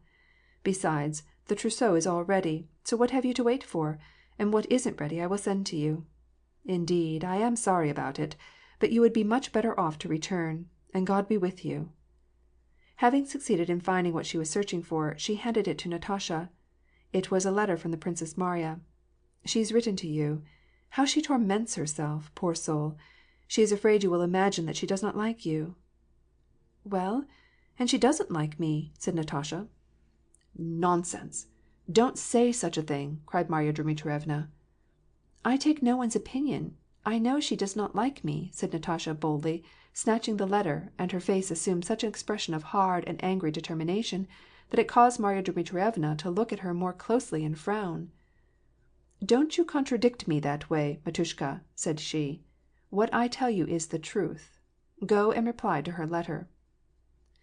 Natasha made no rejoinder, and retired to her own room to read the Princess Mariya's letter. The princess wrote that she was in despair, owing to the misunderstanding that had arisen between them. Whatever were her father's feelings, she wrote, she besought Natasha to be assured that it was impossible for her not to love her as the choice of her brother, for whose happiness she was ready to sacrifice everything. "Moreover," she wrote, "do not imagine that my father was unkindly disposed toward you. He is old and feeble, and you must excuse him; but he is good and generous, and will not fail to love the one who can make his son happy." The princess further asked Natasha to appoint a time when they could have another meeting. After reading the letter through, Natasha sat down at the writing desk to pen a reply. "Chère Princesse," she wrote, hastily and mechanically, and paused. What more could she write, after all that had taken place the evening before? "Yes, yes, all that is past, and now, already, everything is different," she said to herself, as she pondered over the letter that refused to be written. "Ought I to reject him? Is it really my duty? It is frightful." And, to escape from these terrible thoughts, she went to Sonya, and began to help her pick out her embroidery patterns. After dinner Natasha again retired to her room, and took up the Princess Mariya's letter. "Can it be that all is really over between us?" she mused. "Can it be that this has happened so quickly, and that all that is past is completely annihilated?" She recalled, in all its intensity, her love for Prince Andrei, and yet, at the same time, she felt that she was in love with Kuragin. She vividly pictured herself as Prince Andrei's wife, and recalled those dreams of happiness with him which she had so many times enjoyed in imagination. And at the same time, fired with passionate emotions, she recalled every detail of her last meeting with Anatol. Why, could it be possible to love them both at once? She more than once asked herself, in the depths of perplexity. Then only could I be perfectly happy. But now I must choose, and I cannot be happy to be deprived of either of them. One thing is certain, she thought. To tell Prince Andrei what has happened, or to hide it from him, is impossible. But as far as he is concerned, no harm has been done. Can I break off forever, though, with that delicious love for Prince Andrei, to whom my life has been devoted so long? "Varushnya," said the maid in a whisper, and coming into the room with a mysterious face, "a nice little man told me to give you this." The maid handed her a note. "Only for Christ's sake," she exclaimed, as Natasha, without thinking mechanically, broke the seal and began to read. It was a love letter from Anatol, and, while she did not comprehend a word of it, she comprehended enough to know that it was from him, from the man she loved. Yes, she loved him. How else could happen what had happened? How could she have in her hand a love letter from him? With trembling hands Natasha held this passionate love letter, composed for Anatol by Dolokhov, and in reading it she found it contained what corresponded to everything which it seemed to her she herself felt. "Last evening decided my fate. You must love me, or I die. I have no other alternative." So the letter began. Then he proceeded to say that he knew her parents would not consent to her marriage to him for various secret reasons which he could reveal to her alone, but that if she loved him, it was enough for her to say the little word "yes," and no mortal power could suffice to destroy their bliss. Love conquers all. He would spirit her away, and fly with her to the ends of the earth. "Yes, yes, I love him," mused Natasha, as she read the letter over for the 20th time, and tried to discover some peculiarly deep meaning in every word. That evening Marya Dmitrievna was going to the Arkharofs', and she invited the young ladies to accompany her. Natasha, under the pretext of a headache, remained at home. End of chapter 14. Sonya, on her return late that evening, went to Natasha's room, and, to her amazement, found her still dressed, and asleep on the sofa. On the table near her lay Anatol's letter, wide open. Sonya picked the letter up and proceeded to read it. She read it through, and gazed at the sleeping Natasha, trying to discover in her face some key to the mystery of what she had read, and finding none. The expression of Natasha's face was calm, and sweet, and happy. Sonya, pale and trembling with fright and emotion, clutching her breast lest she should choke, sat down in an easy chair and melted into tears. "How is it I have seen nothing of this? How can this have gone so far? Is it possible she has ceased to love Prince Andrei? And how can she tolerate this Kuragin? He is a deceiver and a scoundrel, that is evident. What will Nicholas do, dear, noble Nicholas, when he learns of this? So this is what caused her agitation and unnatural behavior for the last 3 days," said Sonya to herself. "But it is impossible that she is in love with him. Most likely she opened the letter without knowing from whom it came. In all probability she was offended. She couldn't have done such a thing knowingly." Sonya wiped away her tears, and went close to Natasha and scrutinized her face. "Natasha," she murmured, almost inaudibly. Natasha awoke and looked at Sonya. "Ah, are you back already?" And in the impulse of the sudden awakening she gave her friend a warm and affectionate hug. But instantly noticing that Sonya's face was troubled, her face also became troubled and suspicious. "Sonya, have you been reading that letter?" she asked. "Yes," murmured Sonya. Natasha smiled triumphantly. "No, Sonya, it is impossible to hold out any longer," said she. "I cannot hide it from you any more. You know, we love each other. Sonya, my darling, he has written me. Sonya." Sonya, not believing her own ears, stared at Natasha with open eyes. "But Bolkonsky!" she exclaimed. "Ach, Sonya! Ach, if you could know how happy I am!" cried Natasha. "You can't imagine what such love is." "But, Natasha, do you mean to say that the other is all at an end?"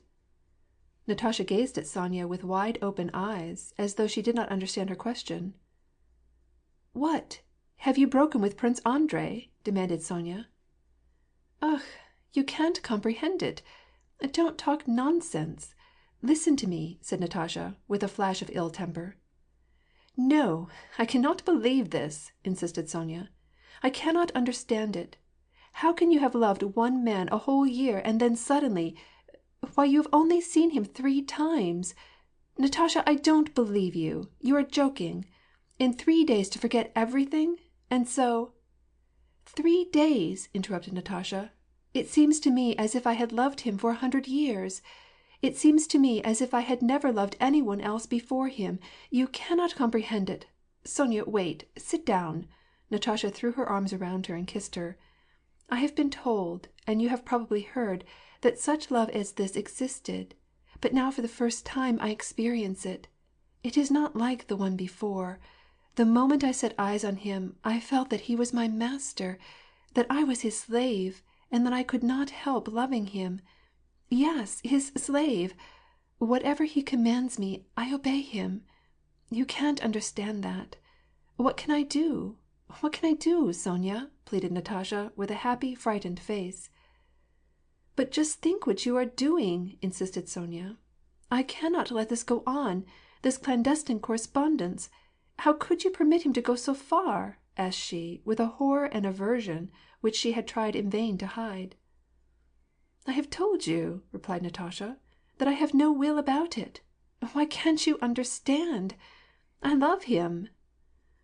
"Then I will not let it go any farther. I shall tell the whole story," cried Sonya, with a burst of tears. "For God's sake, I beg of you. If you tell, you are not my friend," exclaimed Natasha.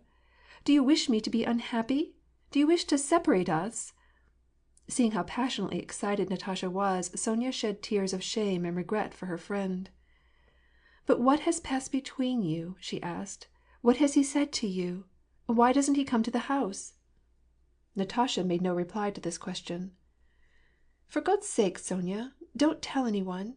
Don't torment me," entreated Natasha. "Remember, it's never right to interfere in such matters. I have trusted you." "But why all this secrecy? Why doesn't he come to the house?" insisted Sonya. "Why doesn't he openly ask for your hand? You know Prince Andrei gave you absolute freedom, if such were the case. But I don't believe in this man. Natasha, have you considered what his secret reasons may be?" Natasha gazed at Sonya with wondering eyes. Evidently this question had not occurred to her before, and she knew not what answer to make. "What reasons? I don't know. But of course there must be reasons." Sonya sighed and shook her head incredulously. "If there were reasons," she began, but Natasha, foreseeing her objections, with frightened eagerness interrupted her. "Sonya, it is impossible to doubt him. Impossible! Wholly impossible! Don't you understand?" she cried. "Does he love you?" "Love me!" repeated Natasha, with a smile of contemptuous pity for her friend's incredulity. "You have read his letter. You have seen him, haven't you?" "But if he were a dishonorable man—" "He? A dishonorable man? If you knew him!" exclaimed Natasha. "If he were an honorable man, then he ought either to explain his intentions or else cease to see you. And if you are not willing to do this, then I shall. I shall write him. I shall tell your papa," said Sonya, decidedly. "But I can't live without him!" cried Natasha. "Natasha, I don't understand you. What are you saying? Think of your father. Think of Nicholas." "I want no one. I love no one but him. How do you dare to assert that he is dishonorable? Don't you know that I love him?" cried Natasha. "Sonya, go. I don't wish to quarrel with you. Go away, for God's sake, go away. You see how tormented I am," screamed Natasha in a voice of repressed anger and despair. Sonya began to sob and rushed from the room. Natasha went to her writing table and, without pausing a moment, wrote the letter to the Princess Mariya which she had not been able to write the morning before. In the letter she laconically informed the princess that all misunderstandings were at an end, that taking advantage of Prince Andrei's generosity in giving her perfect freedom, she begged her to forget all that had happened, and to forgive her if she had been to blame in respect to her, but that she could never be his wife. At that moment all seemed to her so easy, simple and clear. The Rostovs were to start for the country on Friday, and on Wednesday the Count went with an intending purchaser to his Podmoskovnaya estate. On the day of the Count's trip, Sonya and Natasha were invited to a great dinner at the Kuragins, and Marya Dmitrievna went as their chaperone. At this dinner, Natasha again met Anatol, and Sonya observed that Natasha had some mysterious conversation with him, which she evidently wished not to be overheard, and during all the dinner time she seemed to be more agitated than ever. On their return home, Natasha was the first to begin the explanation which her friend was anxious for. "There, Sonya, you have said all sorts of foolish things about him," Natasha began, in a cajoling tone, such as children use when they want to be flattered. "He and I came to a clear understanding to-day." "Now, what do you mean? What did he say, Natasha? How glad I am that you are not vexed with me. Tell me all, tell me the whole story. What did he say to you?" Natasha pondered. "Ach, Sonya, if you only knew him as I do. He asked me what sort of an engagement I had with Bolkonsky. He was delighted that it depended on me to break it off." Sonya sighed mournfully. "But you haven't broken your engagement with Bolkonsky, have you?" "Well, perhaps I have broken my engagement with Bolkonsky. Perhaps it is all at an end. What makes you have such hard thoughts of me?" "I have no hard thoughts of you. Only I can't understand this." "Wait, Sonya, and you will understand the whole thing. You will learn what a man he is. But don't harbor hard thoughts of me, or of him either." "I harbor no hard thoughts of any one. I love you, and I am sorry for you all. But what am I to do?" Sonya, however, was not blinded by the affectionate manner in which Natasha treated her.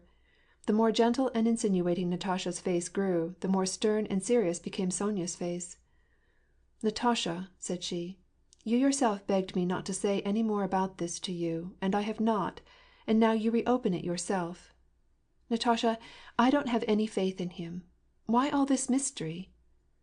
"There, you begin again," interposed Natasha. "Natasha, I am afraid for you." "Why should you be afraid for me?" "I am afraid that you are going to your ruin," said Sonya, in a resolute voice, frightened herself at what she said. An angry look again came into Natasha's face.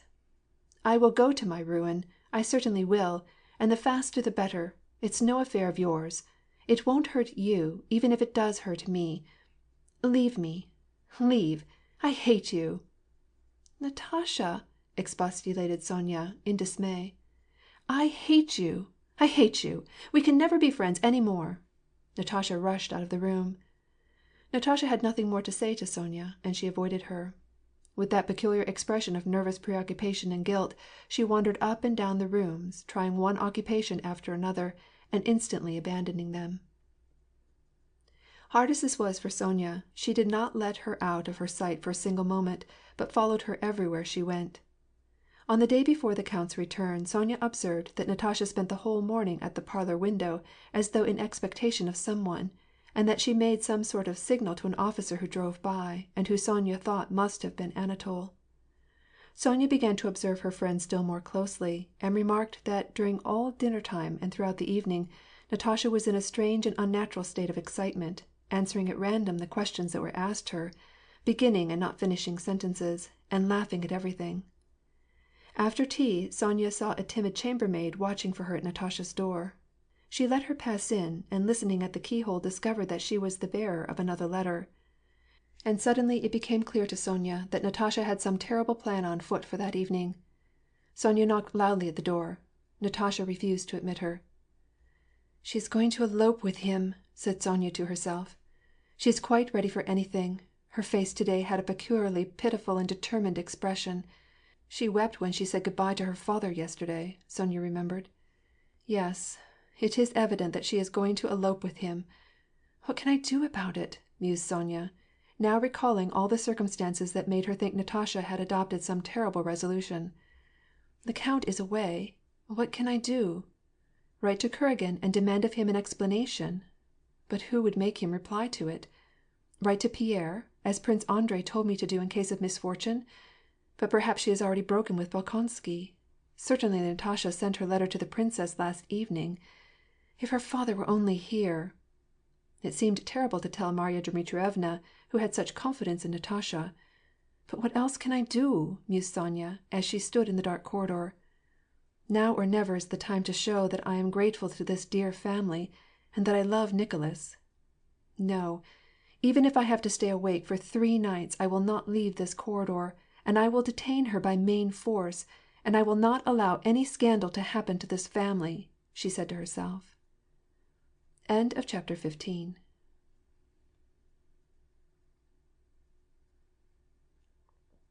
To Dólokhov's house. The plan of abducting the young countess had been suggested and arranged by Dólokhov some days before, and on that day when Sonya, listening at Natasha's door, had determined to protect her, this scheme was already to be carried into execution.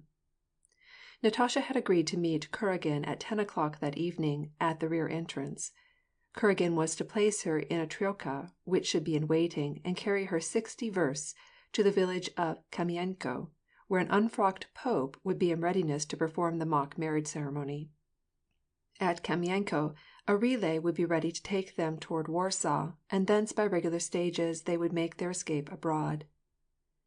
Anatol had his passport, and his podorozhnoye, or order for post-horses, and 10,000 rubles obtained from his sister, and 10,000 obtained through Dolokhov's mediation. 2 witnesses, Vostokov, formerly a law clerk who was now a creature of Dolokhov's, and Makarin, a hussar on the retired list, a weak and good-natured fellow who had an inordinate affection for Kuragin, were sitting in the front room over their tea. In Dolokhov's large cabinet, the walls of which were hung from floor to ceiling with Persian rugs, bearskins, and weapons, sat Dólokhov himself in a travelling beshmet and top-boots before an open desk, on which lay bills and packages of money. Anatol, in his uniform, unbuttoned, came in from the room where the 2 witnesses were sitting, and was passing through the cabinet into the adjoining room where his French valet and another servant were packing up the last remaining effects. Dólokhov was making out the accounts and writing the amounts on a sheet of paper. "Well," said he, "you will have to give 2,000 to Vostokov." "All right, give it to him," said Anatol. Makarka, this was an affectionate name for Makarin, is so disinterested that he would go through fire and water for you. There now, the accounts are all made out," said Dólokhov, calling his attention to the paper. "Is that right?" "Yes, of course it is," said Anatol, evidently not heeding what was said, and looking into vacancy with a dreamy expression and a smile that did not leave his face. Dólokhov shut the desk with a slam, and turned to Kuragin with an amused smile.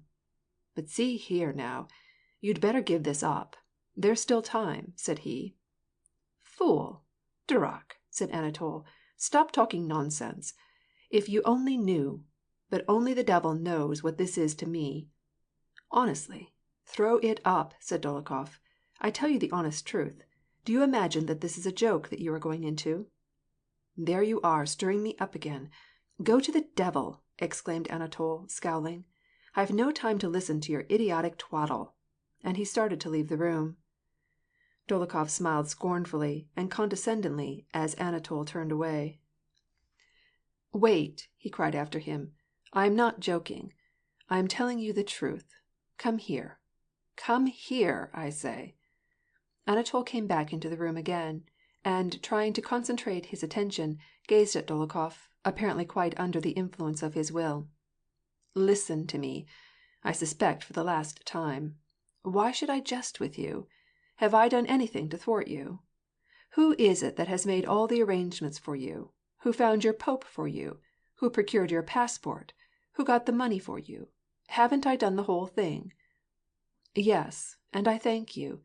Do you imagine I am not grateful?" Anatol sighed and embraced his friend. "I have been helping you, but it is my place to tell you the truth. It is a dangerous game, and if it misses fire, a stupid one. Suppose you elope with her. Well and good. What will be the next step? It will be discovered that you are married. You will be prosecuted as a criminal." "Ugh, what nonsense! What stupid nonsense!" cried Anatol, frowning again. "Haven't I told you again and again, eh?" And Anatol, with that peculiar passion for argument characteristic of men of small intellects, when they want to show their wit, reiterated the considerations which he had laid before Dólokhov 100 times. I have told you again and again. My mind is made up. If this marriage is invalid," said he, doubling over his finger, "of course I am not responsible for it. Well, then, suppose it is valid. It's just the same, and, when we are abroad, no one will know the difference. That's a fact, is it not? Say no more. Say no more. Say no more. But really, give it up. You will only get yourself into a scrape." "Go to the devil!" screamed Anatol, and, tearing his hair, he rushed into the next room, and then he came right back, and sat down astraddle of a chair in front of Dolokhof. "The devil only knows what this is to me, eh? Just see, how it beats!" He took Dolokhof's hand and put it on his heart. "Ah, quel pied, mon cher, quel regard! Un diez, eh?" Dolokhov, smiling unsympathetically, looked at him out of his handsome, impudent eyes, evidently feeling inclined to have a little more sport out of him. "Well, but when your money is gone, what then?" "What then? Eh?" repeated Anatol, with a touch of genuine distress at the thought of the future. "What then? I am sure I don't know. But what is the use of talking nonsense?" He looked at his watch. "It's time." Anatol went into the next room. "Hurry up there! Aren't you almost ready? What are you dawdling so for?" he cried, addressing the servants. Dolokhof put up the money, and, shouting to his man to have a lunch of eatables and drinkables prepared for the travelers for their journey, he went into the room where Vostokov and Makarin were waiting. Anatol had flung himself down on the ottoman in the cabinet, and, with his head resting on his hand, was dreamily smiling and whispering low and tender words. "Come and have something to eat. Have a drink, then," cried Dolokhof from the next room. "I don't wish anything," replied Anatol, still with the smile on his handsome lips. "Come, Balaga is here." Anatol got up and went into the dining room. Balaga was a famous troika driver, who, for half a dozen years, had known Dolokhof and Anatol, and had furnished them with teams. More than once, when Anatol's regiment had been at Tver, he had started at nightfall from Tver, set him down in Moscow before daybreak, and brought him back by the following morning. More than once he had taken Dolokhof out of the reach of pursuers. More than once he had taken them out to drive with gypsies and damotchki, nice little dames, as Balaga called fast women. More than once, at their instigation, he had run down pedestrians and izvozchiks in the Moscow streets, and always his gentlemen, as he called them, had rescued him from the penalty. More than one horse he had broken down in their service. More than once he had been thrashed by them. Many times they had given him champagne and Madeira, which he specially affected, and he knew of escapades of theirs which would have condemned any ordinary man to Siberia. During their orgies, they had often invited Balaga to take part, and made him drink and dance with the gypsies, and more than 1,000 rubles of theirs had passed through his hands. In service for them, he had 20 times a year risked life and limb, and in accompanying their deviltry he had almost killed more horses than their money would ever pay for. But he was fond of them. He was fond of that mad pace of 18 versts an hour. He was fond of upsetting some harmless izvozchik from his box, or running down some pedestrian on the street crossings, and of dashing at full tilt down the Moscow highways. He was fond of hearing behind him that wild cry of drunken voices, "Pashol, pashol," when it was already a physical impossibility for his horses to carry them a step further. And he was fond of winding his whiplash around a peasant's neck, who shrank back more dead than alive as he passed by. Real gentlemen, he called them. Anatol and Dolokhof also were fond of Balaga, because of his masterly skill in handling the lines, and because his tastes were similar to theirs. With others he drove hard bargains, charging 25 rubles for 2 hours' outing, and he rarely condescended to drive others himself, but more frequently sent one of his subordinates. But with his gentlemen, as he called them, he always went himself, and never charged for his extra labor. Only when he learned through the valets that money was plentiful, he would come, after an interval of many months, and, very soberly and obsequiously, bowing low, asked to be helped out of his difficulties. His gentleman always made him take a seat. "You will excuse me, Bayushka Fyodor Ivanovitch, or your illustriousness," he would say. "I am entirely out of horses. I pray you to advance me enough to go and get more at the Yarmanka." and Anatol and Dolokhof, if they happened to be flush of funds, would give him 1,000 or so rubles. Balaga was 27 years old, a stubbed, red-haired, snub-nosed muzhik, with fiery red complexion, and still more fiery red neck, with glittering little eyes and a scrubby beard. He wore a fine, blue, silk-lined kaftan, and over that a sheepskin polushubka. He crossed himself, turning to the shrine corner, as he came in, and advanced toward Dolokhof, holding out a small, black hand. "Fyodor Ivanovitch, your good health!" he exclaimed, with a low bow. "How are you, brother? There he is!" "Good health, your illustriousness," said he, addressing Anatol, who came in at that moment, and offered him also his dirty hand. "I ask you, Balaga," said Anatol, clapping his hand on his shoulder, "do you love me or not? Eh? Now there's a chance for you to prove it. What horses have you come with, eh?" "Those your man ordered, your own wild ones," said Balaga. "Now see here, Balaga, no matter if you slaughter all 3 of your horses, provided you get us there within 3 hours, eh?" "If we slaughter them, how shall we get there?" replied Balaga, with a wink. "I'll smash your snout for you! A truce to joking!" cried Anatol suddenly, with glaring eyes. "Who's joking?" exclaimed the driver, with a laugh. "Do I ever grudge anything from my gentlemen? Whatever my horses can show in the way of speed, that we will do." "Ah," grunted Anatol. "Sit down, then." "Yes, why not sit down?" said Dolokhof. "I will stand, Fyodor Ivanovitch." "Sit down! No nonsense! Have a drink," said Anatol, and poured him out a great glass of Madeira. The driver's eyes flashed at the sight of the wine. Refusing at first, for manners' sake, he drank it down, and wiped his mouth with a red silk handkerchief which he kept in the top of his cap. "Well, when shall we start, your illustriousness?" "Let me see." Anatol glanced at his watch. "Start pretty soon now. See here, Balaga, hey? You will get there on time?" "Well, it depends on the start. If we get off luckily, then we'll be there in good time. I got you to Tver once. Went there in 7 hours. Don't you remember, your illustriousness?" "Do you know, one Christmas we started from Tver," said Anatol, smiling at the remembrance, and turning to Makarin, who was gazing affectionately at Kuragin with all his eyes. "You wouldn't believe it, Makarka. We flew so that it quite took away my breath. We came upon one file of carts, and jumped right over 2 of them, eh?" "What horses those were!" interposed Balaga, taking up the thread of the story. "At that time I put in 2 young side horses with the bay shaft horse," said he, turning to Dolokhof. "You would hardly believe it, Fyodor Ivanovitch, those wild creatures actually flew for 60 versts. It was impossible to hold them. My hands were numb, it was so cold. I threw down the lines. 'Look out for yourself, your illustriousness,' said I, and rolled over backward into the sledge. It was hopeless to control 'em, or even to stick to my seat. The devils got us there in 3 hours. Only the left one was winded." End of chapter 16.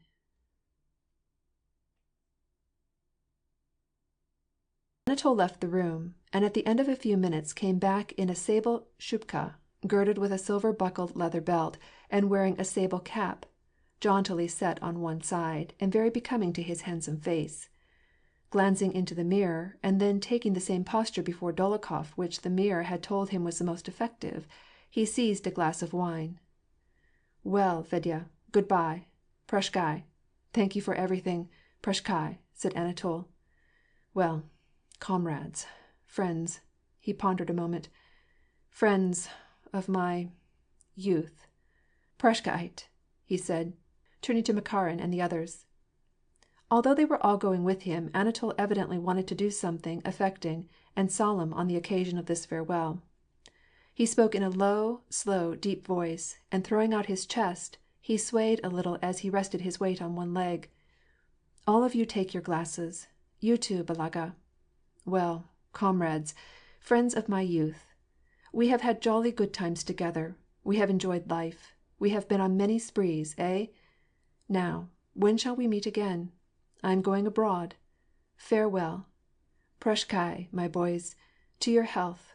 Hurrah!" he cried, draining his glass and smashing it on the ground.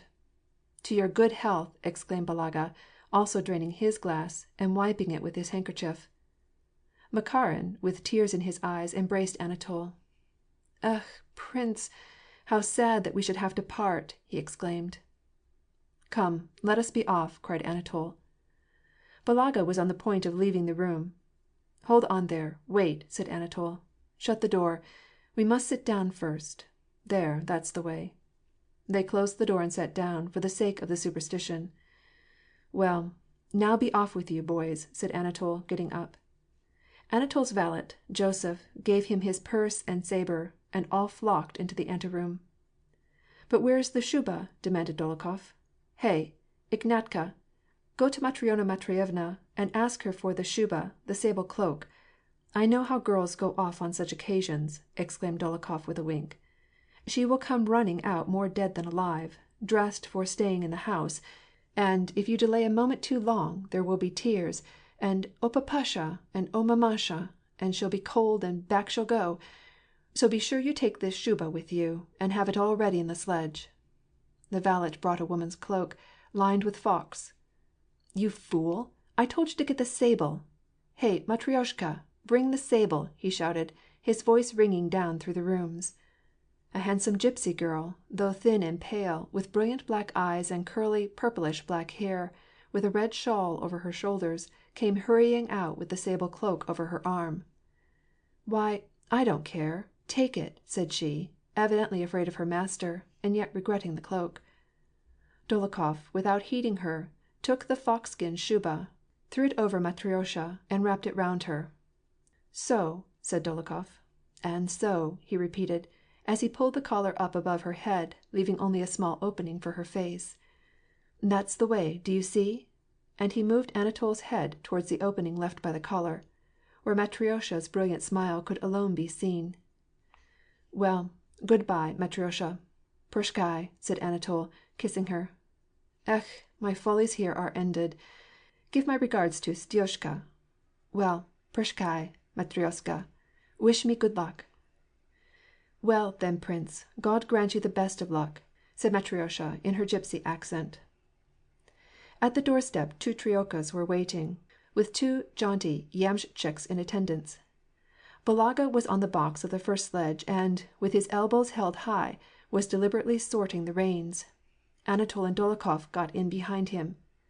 Makarin, Vostokov, and the valet took their places in the other trioka. "All ready?" inquired Balaga.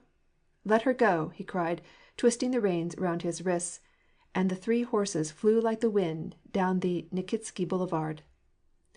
The groom leaped down to hold the horses' heads by the curb, while Anatol and Dolokhof strode along the pavement. Coming to the gate, Dolokhof gave a low whistle. The whistle was returned, and immediately after a chambermaid came running out. "Come into the court, else you will be seen. She'll be down presently," said she. Dolokhof remained by the gate. Anatol followed the chambermaid into the dvor, turned the corner, and ran up the steps. Suddenly Gavrilo, Marya Dmitrievna's colossal footman, met Anatol. "Be good enough to go to my mistress," said the footman, in a deep bass voice, as he blocked all retreat from the door. "Who's your mistress? Who are you?" demanded Anatol, in a breathless whisper. "If you please, I was ordered to show you." "Kuragin, back!" cried Dolokhof. "You are betrayed! Back!" Dolokhof, who had been left at the outside gate, was engaged in a tussle with the dvornik, who was trying to shut it, and prevent Anatol from returning through it. Dolokhof, with a final output of force, overturned the dvornik, seized Anatol by the arm, pulled him through the gate, and ran together with him back to their trioka. End of chapter 17.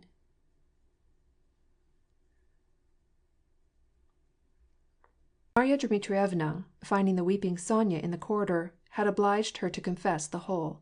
Having got possession of Natasha's letter, and read it, Marya Dmitrievna took it and confronted Natasha with it. "Wretched girl! Shameless hussy!" she said to her. "I will not listen to a single word." Pushing away Natasha, who looked at her with wondering but tearless eyes, she shut her in under lock and key. Then she had ordered the dvornik to admit into the courtyard anyone who might come that evening, but not to let them out again, and she had ordered the footman to show such persons into her presence. Having made these arrangements, she took up her position in the drawing room and waited for developments. When Gavrilo came in to inform Marya Dmitrievna that the abductors had escaped, she was very indignant. She got up, and for a long time paced up and down the room, with her hands clasped behind her back, deliberating on what she ought to do. At midnight she got the key out from her pocket and went into Natasha's room. Sonya was still sitting in the corridor, sobbing. "Marya Dmitrievna, let me go to her for God's sake," said she. Marya Dmitrievna, giving her no reply, opened the door and went in. "Disgusting! Abominable! In my house! Indecent, shameless hussy! Only I'm sorry for her father," said Marya Dmitrievna, trying to master her indignation. "Hard as it will be, I will bid them all hold their tongues, and I'll keep it from the count." Marya Dmitrievna entered the chamber with her firm step. Natasha was lying on the sofa, with her face hid in her hands. She did not stir, but lay in the same position in which Marya Dmitrievna had left her. Pretty conduct indeed!" exclaimed Marya Dmitrievna. "To make assignations with your lovers in my house! None of your hypocrisy! Listen when I speak to you." Marya Dmitrievna shook her by the arm. "Listen when I speak to you. You have disgraced yourself, like any common wench. I'd settle this with you, but I have some pity for your father. I shall keep it from him." Natasha did not change her position, but her whole body began to shake with the noiseless convulsive sobs that choked her. Marya Dmitrievna glanced at Sonya, and sat down on the sofa near Natasha. "Lucky for him he escaped me, but I'll find him," said she, in her harsh voice. "Do you hear what I am saying?" She put her big hand under Natasha's face, and turned it toward her. Both Marya Dmitrievna and Sonya were amazed when they saw her face. Her eyes were dry and glittering, her lips compressed, her cheeks hollow. "Let me be. What do I care? I shall die," she murmured, turning away from Marya Dmitrievna with angry petulance and hiding her face in her hands again. "Natalia!" exclaimed Marya Dmitrievna, "I wish you well. Lie there if you wish, I won't touch you. But listen to me. I am not going to show you how blameworthy you have been. You know. But, don't you see, your father will be back tomorrow. What shall I say to him?" Again Natasha's form was shaken by sobs. "He will hear of it, and so will your brother, and so will your betrothed." "I have no betrothed. I have refused him," cried Natasha. "That is immaterial," pursued Marya Dmitrievna. "Well, they will learn of it. Do you think they will forgive it? There's your father. I know him. If he should challenge him, would it be a good thing? Huh?" "Ach, leave me! Why should you have interfered at all? Why? Why? Who asked you to?" screamed Natasha, sitting up straight on the sofa, and glaring angrily at Marya Dmitrievna. "But what idea had you?" demanded Marya Dmitrievna, again losing her patience. "Were you kept locked up? Who on earth prevented him from coming to the house? Why must he needs carry you off like a gypsy wench? Well, now, suppose he had carried you off, do you suppose we shouldn't have found him? Either your father, or your brother, or your betrothed? Well, he's a scoundrel, a knave, that's what he is." "He's better than all of you put together," cried Natasha, sitting up very straight. "If you had not meddled— Ugh, my God, has it come to this? Has it come to this? Sonya, what made you? Go away!" And she burst into a passion of tears, sobbing with the desperation such as only those feel who know that they are responsible for their own woes. Marya Dmitrievna began to speak once more, but Natasha cried, "Go away! Go away! You all hate me! You all despise me!" And she threw herself on the sofa again. Marya Dmitrievna continued for some time to give her advice, and assure her that this whole affair ought to be kept a secret from the count, that no one would know anything about it if only Natasha would try to let it all go, and not betray in any one's presence that anything had happened. Natasha made no reply. She ceased to sob, but a fit of shivering and trembling came upon her. Marya Dmitrievna put a pillow under her head, covered her up with a couple of comforters, and herself brought her some linden flower, but Natasha had nothing to say to her. "Now let her go to sleep," said Marya Dmitrievna, and left the room, thinking that she would soon sleep. But Natasha did not go to sleep, and with wide, staring eyes, gazed into vacancy. She slept none that night, and she did not weep, and she did not speak to Sonya, who several times got up and went to her. On the following day Count Ilya Andreyitch returned from his Podmoskovnaya in time for breakfast, as he had promised. He was in a most genial frame of mind.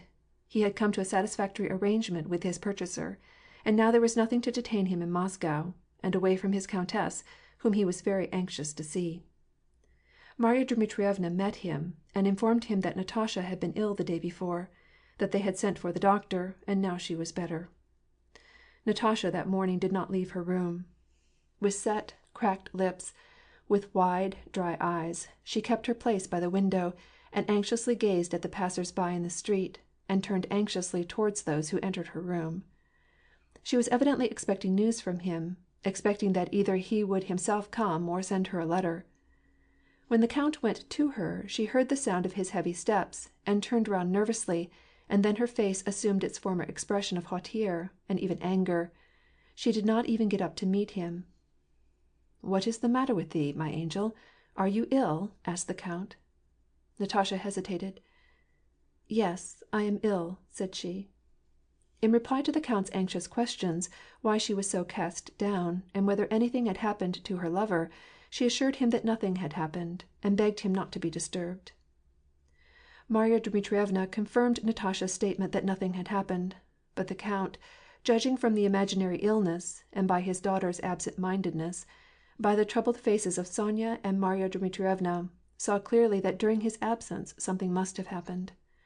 It was so terrible, however, for him to think that anything disgraceful had happened to his beloved daughter, he was so happy in his buoyant good spirits, that he avoided asking any pointed questions, and tried hard to assure himself that nothing out of the way could have happened, and his only regret was that, on account of Natasha's indisposition, he was obliged to postpone their return to his country seat. End of chapter 18.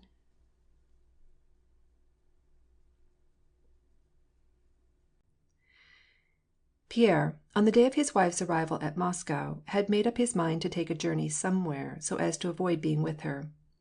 Then, when the Rostofs came to Moscow, the impression produced upon him by Natasha made him hasten to carry out his intention. He went to Tver to see Iosip Alexeyevitch's widow, who had some time since promised to put into his hands her husband's papers. On Pierre's return to Moscow, a letter was handed him from Marya Dmitrievna, who urged him to come and consult with her on some highly important business concerning Andrei Bolkonsky and his betrothed. Pierre had avoided Natasha. It seemed to him that he felt for her a sentiment stronger than was justifiable for a married man to harbor for his friend's mistress, and some perverse fate was constantly throwing them together. "What can have happened, and what can it have to do with me?" he wondered, while dressing to go to Marya Dmitrievna's. "It is high time for Prince Andrei to be back and marry her," thought Pierre, as he set out for Mrs. Akrasimova's. On the Tversky Boulevard someone hailed him. "Pierre, been back long?" cried a well-known voice. Pierre raised his head. It was Anatol and his inseparable companion, Makarin, dashing by in a double sledge, drawn by two gray trotters, that sent the snow flinging over the dasher. Anatol sat bolt upright, in the classic pose of dashing warriors, with his neck muffled in a beaver collar, and bending his head a little. His face was fresh and ruddy. His hat, with a white plume, was set jauntily on one side, exposing his curled and pomaded hair, dusted with fine snow. "Indeed, he's a real philosopher," thought Pierre. "He sees nothing beyond the enjoyment of the actual moment. Nothing annoys him, and consequently he is always jolly, self-satisfied, and calm. What would I give to be like him?" thought Pierre, with a feeling of envy. In the anteroom of the Akrasimovas, a footman, who relieved Pierre of his shuba, told him that Marya Dmitrievna would receive him in her own room. As he passed through the music-room, Pierre caught sight of Natasha sitting by the window, with a strange expression of disdain on her pale, thin face. She gave him a glance, and frowned, and, with an expression of chilling dignity, left the room. "What has happened?" asked Pierre, on entering Marya Dmitrievna's room. pretty state, liable to return at any moment, might learn of the affair, in spite of all her efforts to keep it a profound secret, and might challenge Kuragin to a duel, and, therefore, she besought him to add his influence to hers in getting him to leave town and never show himself in her presence again. Pierre willingly agreed to fulfill her wishes, since now he for the first time realized the danger threatening the old count and Nikolai and Prince Andrei. Having preferred her request in short and precise terms, she took him back into the drawing-room. "Mind you, the count knows nothing of this. You must pretend that you also know nothing about it," said she. "And I am going this instant to tell her that she is to cease expecting him. And stay to dinner, if you will," shouted back Marya Dmitrievna to Pierre. Pierre met the old count. He was disturbed and annoyed. That morning Natasha had told him that she had broken her engagement with Bolkonsky. Too bad, mon cher," said he to Pierre. "Too bad for these girls to be away from their mother. How sorry I am that I ever came at all. I am going to be frank with you. She has already broken her engagement without telling any one of us about it. Now I will admit that I never have been overpleased at this engagement. I will agree that he is a fine man and all that. But what would you have?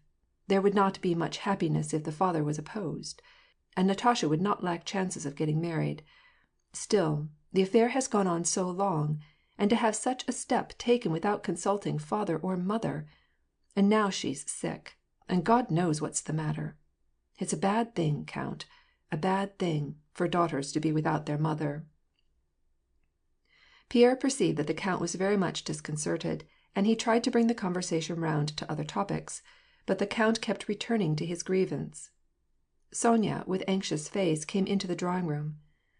"Natasha is not very well today. She is in her room. But she would like to see you. Marya Dmitrievna is with her, and would also like you to come." "Yes, certainly. You and Bolkonsky were good friends. She probably wants to send some message," said the count. "Ugh, my God, how good it all was!" And tearing at his thin locks, the count left the room. Marya Dmitrievna had been explaining to Natasha how Anatol was married. Natasha refused to believe her and demanded to have confirmation of it from Pierre himself. Sonya confided this to Pierre as they passed along the corridor toward Natasha's room. Natasha, pale and stern, was sitting next to Marya Dmitrievna. The moment Pierre entered the doorway, she met him with feverishly glittering, wildly imploring eyes. She did not smile, she did not even greet him with a nod, she only looked at him eagerly, and her eyes merely demanded if he came as her friend or, like all the rest, as her enemy, in reference to Anatol. Pierre, in his own personality as Pierre, did not exist for her. "He knows all about it," said Marya Dmitrievna, indicating Pierre and addressing Natasha. "Let him tell you, if I am not speaking the truth."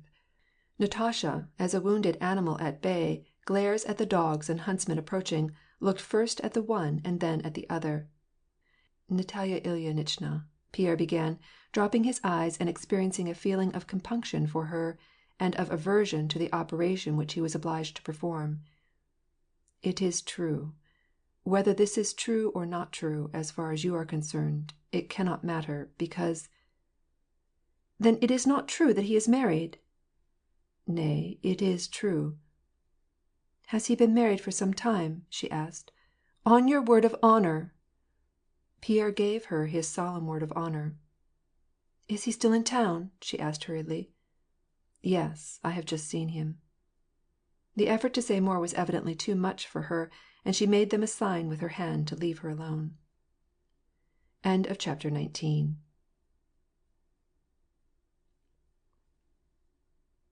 Pierre did not remain for dinner, but immediately took his leave.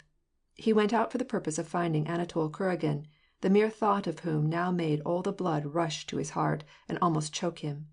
He sought him everywhere, at the ice hills, among the gypsies, at Komyano's, but he was nowhere to be found. Pierre went to the club. There everything was going in its usual train. The members, who were assembling for dinner, formed little groups, and, greeting Pierre, spoke of various items of city gossip.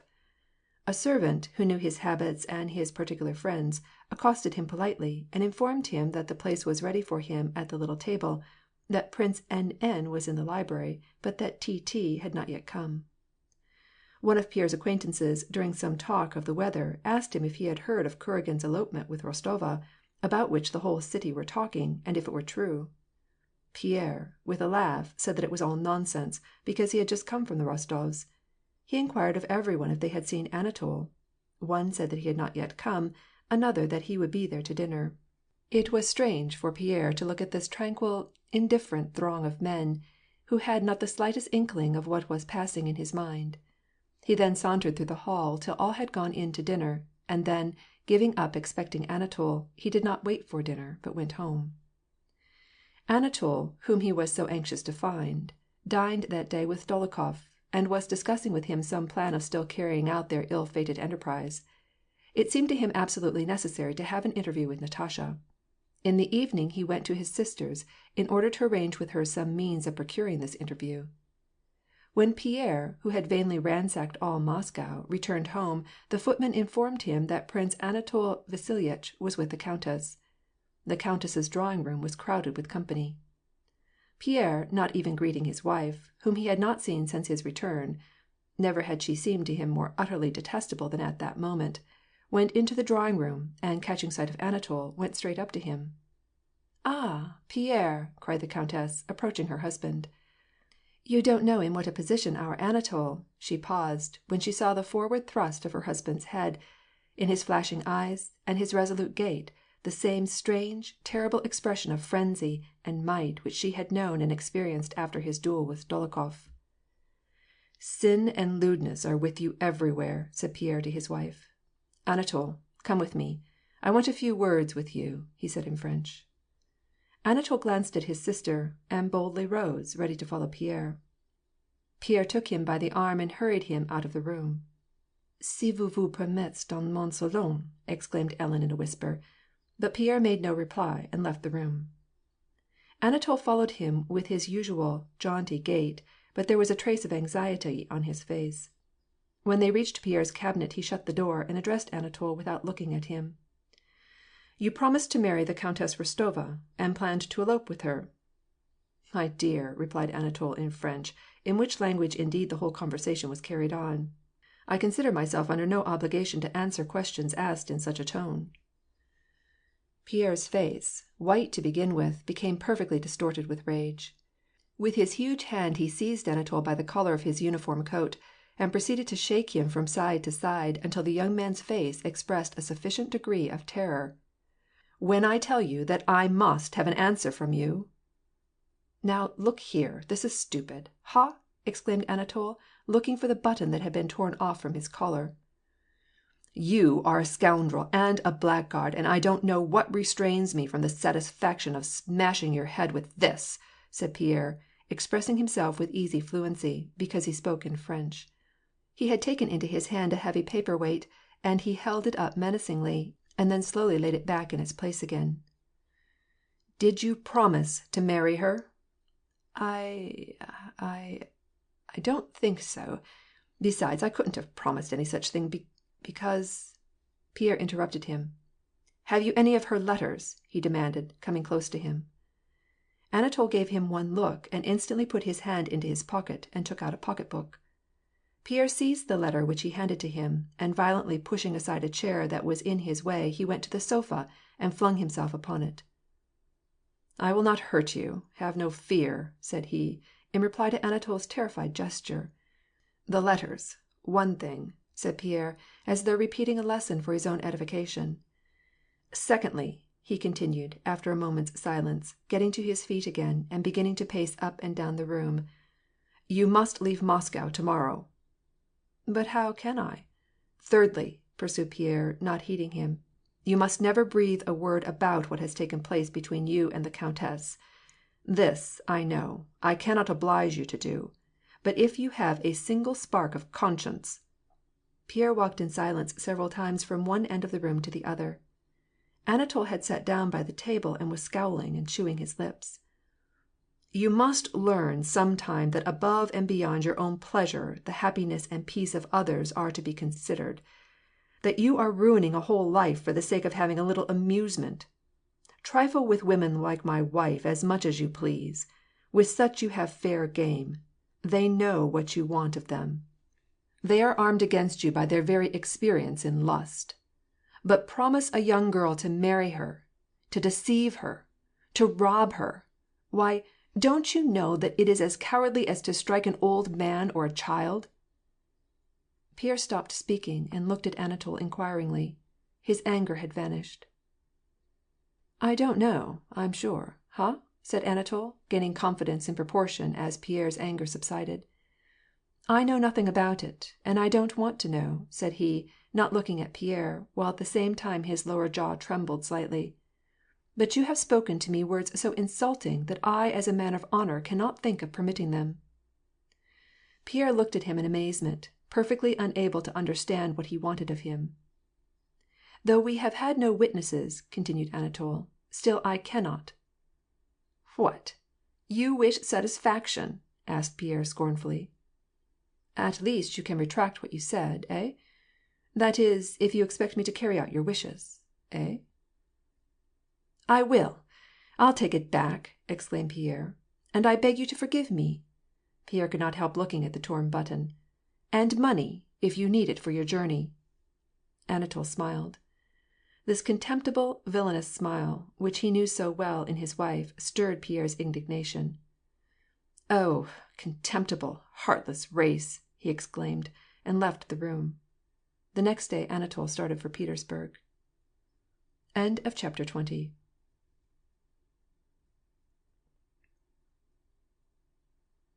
Pierre went to Marya Dmitrievna's to inform her how he had accomplished her wishes in regard to Anatol's expulsion from Moscow. He found the whole house in terror and commotion. Natasha was very ill, and, as Marya Dmitrievna informed him, under a seal of secrecy, the night after she had learned that Anatol Kuragin was married, she had poisoned herself with arsenic that she managed surreptitiously to procure. Having swallowed a considerable quantity, she awakened Sonya and confessed what she had done. The proper antidotes to the poison had been given in time, and she was now out of danger, but she was still so weak that it was out of the question to think of taking her to the country, and the countess had been sent for. Pierre saw the troubled count and the weeping Sonya, but he was not allowed to see Natasha. Pierre had that day dined at the club, and had heard on all sides gossip about the frustrated elopement, but he strenuously denied these rumors, assuring every one that there was nothing in it, except that his brother-in-law had offered himself to Rostova, and had been refused. It seemed plain to Pierre that it was his bounden duty to conceal the whole affair, and save Natasha's reputation. In a real panic he waited for Prince Andrei's return, and each day he went to the old prince's to inquire for news of him. Prince Nikolai Andreyitch had learned through Mademoiselle Bourienne of all this gossip flying through the city, and he had read the letter to the Princess Mariya, in which Natasha broke off her engagement with Prince Andrei. This letter also he had obtained through Mademoiselle Bourienne, who had fetched it from the princess. He seemed in better spirits than usual, and awaited his son's return with the greatest impatience. When the latter finally reached Moscow, the old prince first thing handed him Natasha's letter to his sister, announcing her discontinuance of the engagement, and told him, with additions of his own invention, the various rumors current concerning the elopement. A few days after Anatol's departure, Pierre received a note from Prince Andrei announcing his arrival, and begging Pierre to come to see him. Since Prince Andrei's arrival had been in the evening, Pierre went to see him the following morning. He expected to find him in almost the same state of mind as Natasha was, and therefore great was his amazement when, on being shown into the drawing-room, he heard Prince Andrei, in the adjoining cabinet, telling in a loud, animated manner of some Petersburg intrigue. He was occasionally interrupted by the old prince, and by a third person present. The Princess Mariya came in to greet Pierre. She sighed as she turned her eyes towards the door of the room where her brother was, evidently anxious to give expression to her sympathy for his affliction, but Pierre detected on her face evidences of her inward gratification at the turn affairs had taken, and at the manner in which her brother had received the news of Natasha's fickleness. "He told me that he expected this," said she. "I know that his pride would not let him make any show of his feelings. But nevertheless he bears up under it better, far better than I had any reason to expect. Of course, since it had to be so." "But do you mean to say it is all over between them?" The Princess Mariya looked at him in amazement. She could not understand how anyone should even ask such a question. Pierre went into the cabinet. Prince Andrei, much altered and evidently restored to perfect health, but with a new and perpendicular wrinkle between his brows, was standing in civil dress, in front of his father and Prince Mershersky, who was arguing eagerly, making forceful gestures. The topic was Speransky, news of whose unexpected banishment and reported treason had only just reached Moscow. "Now," Prince Andrei was saying, "the very men who a month ago were extolling him, and who are fully incapable of comprehending his aims, are criticizing him, and condemning him. To criticize a man in disfavor is very easy, and so it is to make him responsible for the blunders of others. But I tell you, if any one has done any good during this present reign, it has been done by him alone." He caught sight of Pierre and paused. A spasm passed over his face, and immediately his expression became stern. "But posterity will do him justice," said he, and with that he turned to greet Pierre. "Well, how are you? Stout as ever," he said in a lively tone, but the newly furrowed frown grew still deeper. "Yes, I am well," he replied, in answer to Pierre's question, and laughed. Pierre saw clearly that this laugh was affected, and was simply equivalent to saying, "Well, but who cares whether I am well or ill?" After exchanging a few words with Pierre in regard to the frightful travelling from the Polish frontier, and how he met in Switzerland a number of men who had known Pierre, and about Mr. Dessalles, whom he had brought abroad as his son's tutor, Prince Andrei again, with feverish eagerness, returned to the topic of Speransky, which the two old men still kept on the tapis.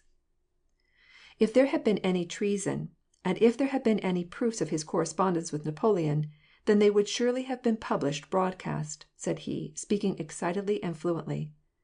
"Personally, I do not like Speransky, and I have not liked him in the past, but I do like justice." Pierre was aware that his friend was now laboring under that necessity, which he himself had only too often experienced, of getting thoroughly stirred up and excited over some alien topic, simply for the purpose of dispelling thoughts too heavy to be endured. When Prince Mershersky had taken his departure, Prince Andrei took Pierre's arm and drew him into the room which had been prepared for his occupancy.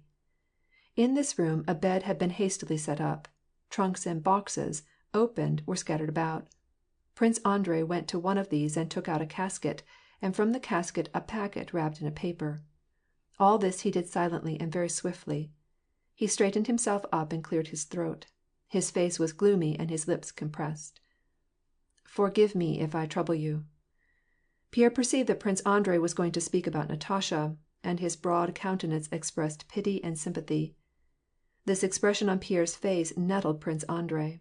He went on in a loud, decided, and disagreeable voice. "I have received my dismissal from the Countess Rostova, and rumors have reached my ears of your brother-in-law having offered himself to her, or something to that effect. Is that true?" "Whether true or false," Pierre began, but Prince Andrei interrupted him. "Here are her letters and her miniature." He took the packet from the table and handed them to Pierre. "Give this to the countess, if you happen to see her." "She is very ill," said Pierre. "So she is still here?" inquired Prince Andrei. "And Prince Kuragin?" he asked hastily. "He went some time ago. She almost died." "I am very sorry for her illness," said Prince Andrei. He smiled coldly, evilly, disagreeably, like his father. "But Mr. Kuragin did not, then, honor the Countess Rostova with the offer of his hand?" asked Prince Andrei. He snorted several times. "It is impossible for him to marry, for the reason that he is already married," said Pierre. Prince Andrei gave a disagreeable laugh, again suggestive of his father. "And where, pray, is he to be found, this precious brother-in-law of yours, may I ask?" said he. "He has gone to Peter. However, I don't really know," said Pierre. "Well, it's all the same to me," said Prince Andrei. "Assure the Countess Rostova that she has been, and is, perfectly free, and that I wish her all happiness." Pierre took the package of letters. Prince Andrei, as though trying to make up his mind whether it were not necessary for him to say something, or expecting Pierre to say something, looked at him keenly. "See here. Do you remember a discussion we had once in Petersburg? Do you remember?" "Yes, I remember," said Prince Andrei hurriedly. "I said that a fallen woman ought to be forgiven. But I did not say that in my own case I should forgive her. I cannot." "But wherein is the comparison?" asked Pierre. Prince Andrei interrupted him. His voice was loud and shrill. "Yes, ask her hand again. Be magnanimous, and all that. Yes, that would be very noble, but I am not capable of following in this gentleman's footsteps. If you wish to continue my friend, never mention this to me again, not a word about it. Now good-bye. You will give this to her, will you?" Pierre left the room, and went to the old prince and the Princess Mariya. The old prince seemed more animated than usual. The princess was her ordinary self, but back of her sympathy for her brother, Pierre could see that she was delighted at having the engagement broken. As Pierre looked at them, he realized how deep were the scorn and dislike which they all felt toward the Rostovs. He realized that it was wholly helpless even to mention her name, though she might have had any one else in the world in Prince Andrei's place. At dinner the conversation turned on the war which was unquestionably imminent. Prince Andrei kept up an unceasing stream of talk and discussion with his father, or with Mr. Dessalles, his son's Swiss tutor, and he displayed more excitement than usual, and Pierre knew only too well the moral cause of this excitement. End of chapter 21. That same evening Pierre went to call upon the Rostovs to fulfill his commission. Natasha was in bed. The count had gone to the club, and Pierre, having entrusted the letters into Sonya's hands, went to Marya Dmitrievna, who was greatly interested to know how Prince Andrei had received the news. 10 minutes later Sonya appeared. "Natasha is determined to see Count Pyotr Kirillovitch," said she. "But how can he go to her room? Everything is in disorder there," said Marya Dmitrievna. "But she is dressed, and has come down into the drawing-room," said Sonya. Marya Dmitrievna merely shrugged her shoulders. "If only the countess would come! This is a perfect torture to me. Now be careful and don't tell her everything," she added, warningly. "It would break my heart if anything were said to hurt her. She is so to be pitied, so to be pitied." Natasha, grown decidedly thin, with pale, smileless face, though not at all confused, as Pierre supposed she would be, stood in the middle of the drawing-room. When Pierre made his appearance in the door, she hesitated, evidently undecided whether to go to him or wait for him. Pierre hastened forward. He supposed that she would, as usual, give him her hand. But she stood motionless, sighing deeply, and with her arms hanging lifelessly, in exactly the same pose that she always took when she went in the middle of the music-room to sing, only with an entirely different expression. "Pyotr Kirillovitch," she began, speaking very swiftly, "Prince Bolkonsky was your friend, and is still your friend," she added by afterthought, for it seemed to her that everything was past and all things had become new. "He told me once to turn to you if—" Pierre quietly blew his nose as he looked at her. Till that moment he had, in his heart, blamed her and tried to despise her, but now she seemed to him so eminently deserving of pity that there was no room in his heart for reproach. "He is here now. Please ask him to forgive." She paused, and breathed still faster, but she did not weep. "Yes, I will tell him," said Pierre. He knew not what to say. Natasha was evidently terrified by what Pierre might have thought she meant. "Yes, I know that all is over between us," she said, hurriedly. "No, it can never be. All that tortures me is the wrong that I have done him. Only ask him to forgive me for all." Her whole frame trembled, and she sat down in a chair. Never before had Pierre experienced such a feeling of compassion as now came over him. "I will tell him. I will certainly tell him all," said Pierre. "But I should like to know one thing." "What?" asked Natasha. "I should like to ask if you loved." Pierre did not know what term to use in speaking of Anatol. "Did you love that vile man?" "Don't call him vile," exclaimed Natasha. "But I don't know. I don't know at all." Then the tears came again. And a still more intense feeling of pity, affectionate compassion and love came over Pierre. He was conscious of the tears welling out from under his spectacles and dropping, and he hoped that they would not be seen. "Let us say no more about it, my dear," said Pierre. Strange indeed suddenly seemed to Natasha the sound of his voice, so sweet, so tender, so sincere. Let us say no more about it, my dear. I will tell him all, but one thing I want to ask you. Consider me your friend, and if you need any help or advice, or simply if you need someone in whom you can confide, not now, but by and by, when everything is clear to your own mind, remember me. He took her hand and kissed it. I should be happy if I were in the position to— Pierre grew confused. Do not speak to me so. I do not deserve it, cried Natasha, and she started to leave the room. But Pierre detained her by the hand. He knew that there was something more he must tell her, but when he had spoken it, he was amazed at his own words. Wait, wait. All life is before you, said he. Before me is only ruin, she exclaimed, in the depths of shame and self-reproach. Ruin, he repeated. If I were not myself, but the handsomest, wisest, and best man in the world, and were free, I would this very instant, on my knees, sue for your hand and your love. Natasha, for the first time in many days, wept tears of gratitude and emotion, and, giving Pierre one look, she fled from the room. Pierre followed her, almost running, and restraining the tears of tenderness and happiness that choked him. Throwing his shuba over his shoulders, but without putting his arms through the sleeves, he went out and got into his sledge. Where now? Asked the driver. Where? Repeated Pierre to himself. Where can I go now? To the club, or to make some calls? All men at this moment seemed to him so contemptible, so mean in comparison with that feeling of emotion and love which had overmastered him, in comparison with that softened glance of gratitude which she had given him just now through her tears. Home, said Pierre, throwing back his bearskin shuba and exposing his broad, joyfully throbbing chest, though the mercury marked 10 degrees of frost. It was cold and clear. Above the dirty, half-lighted streets, above the black roofs of the houses, stretched the dark, starry heavens. Only as Pierre gazed at the heavens above, he ceased to feel the humiliating pettiness of everything earthly in comparison with the height to which his soul aspired.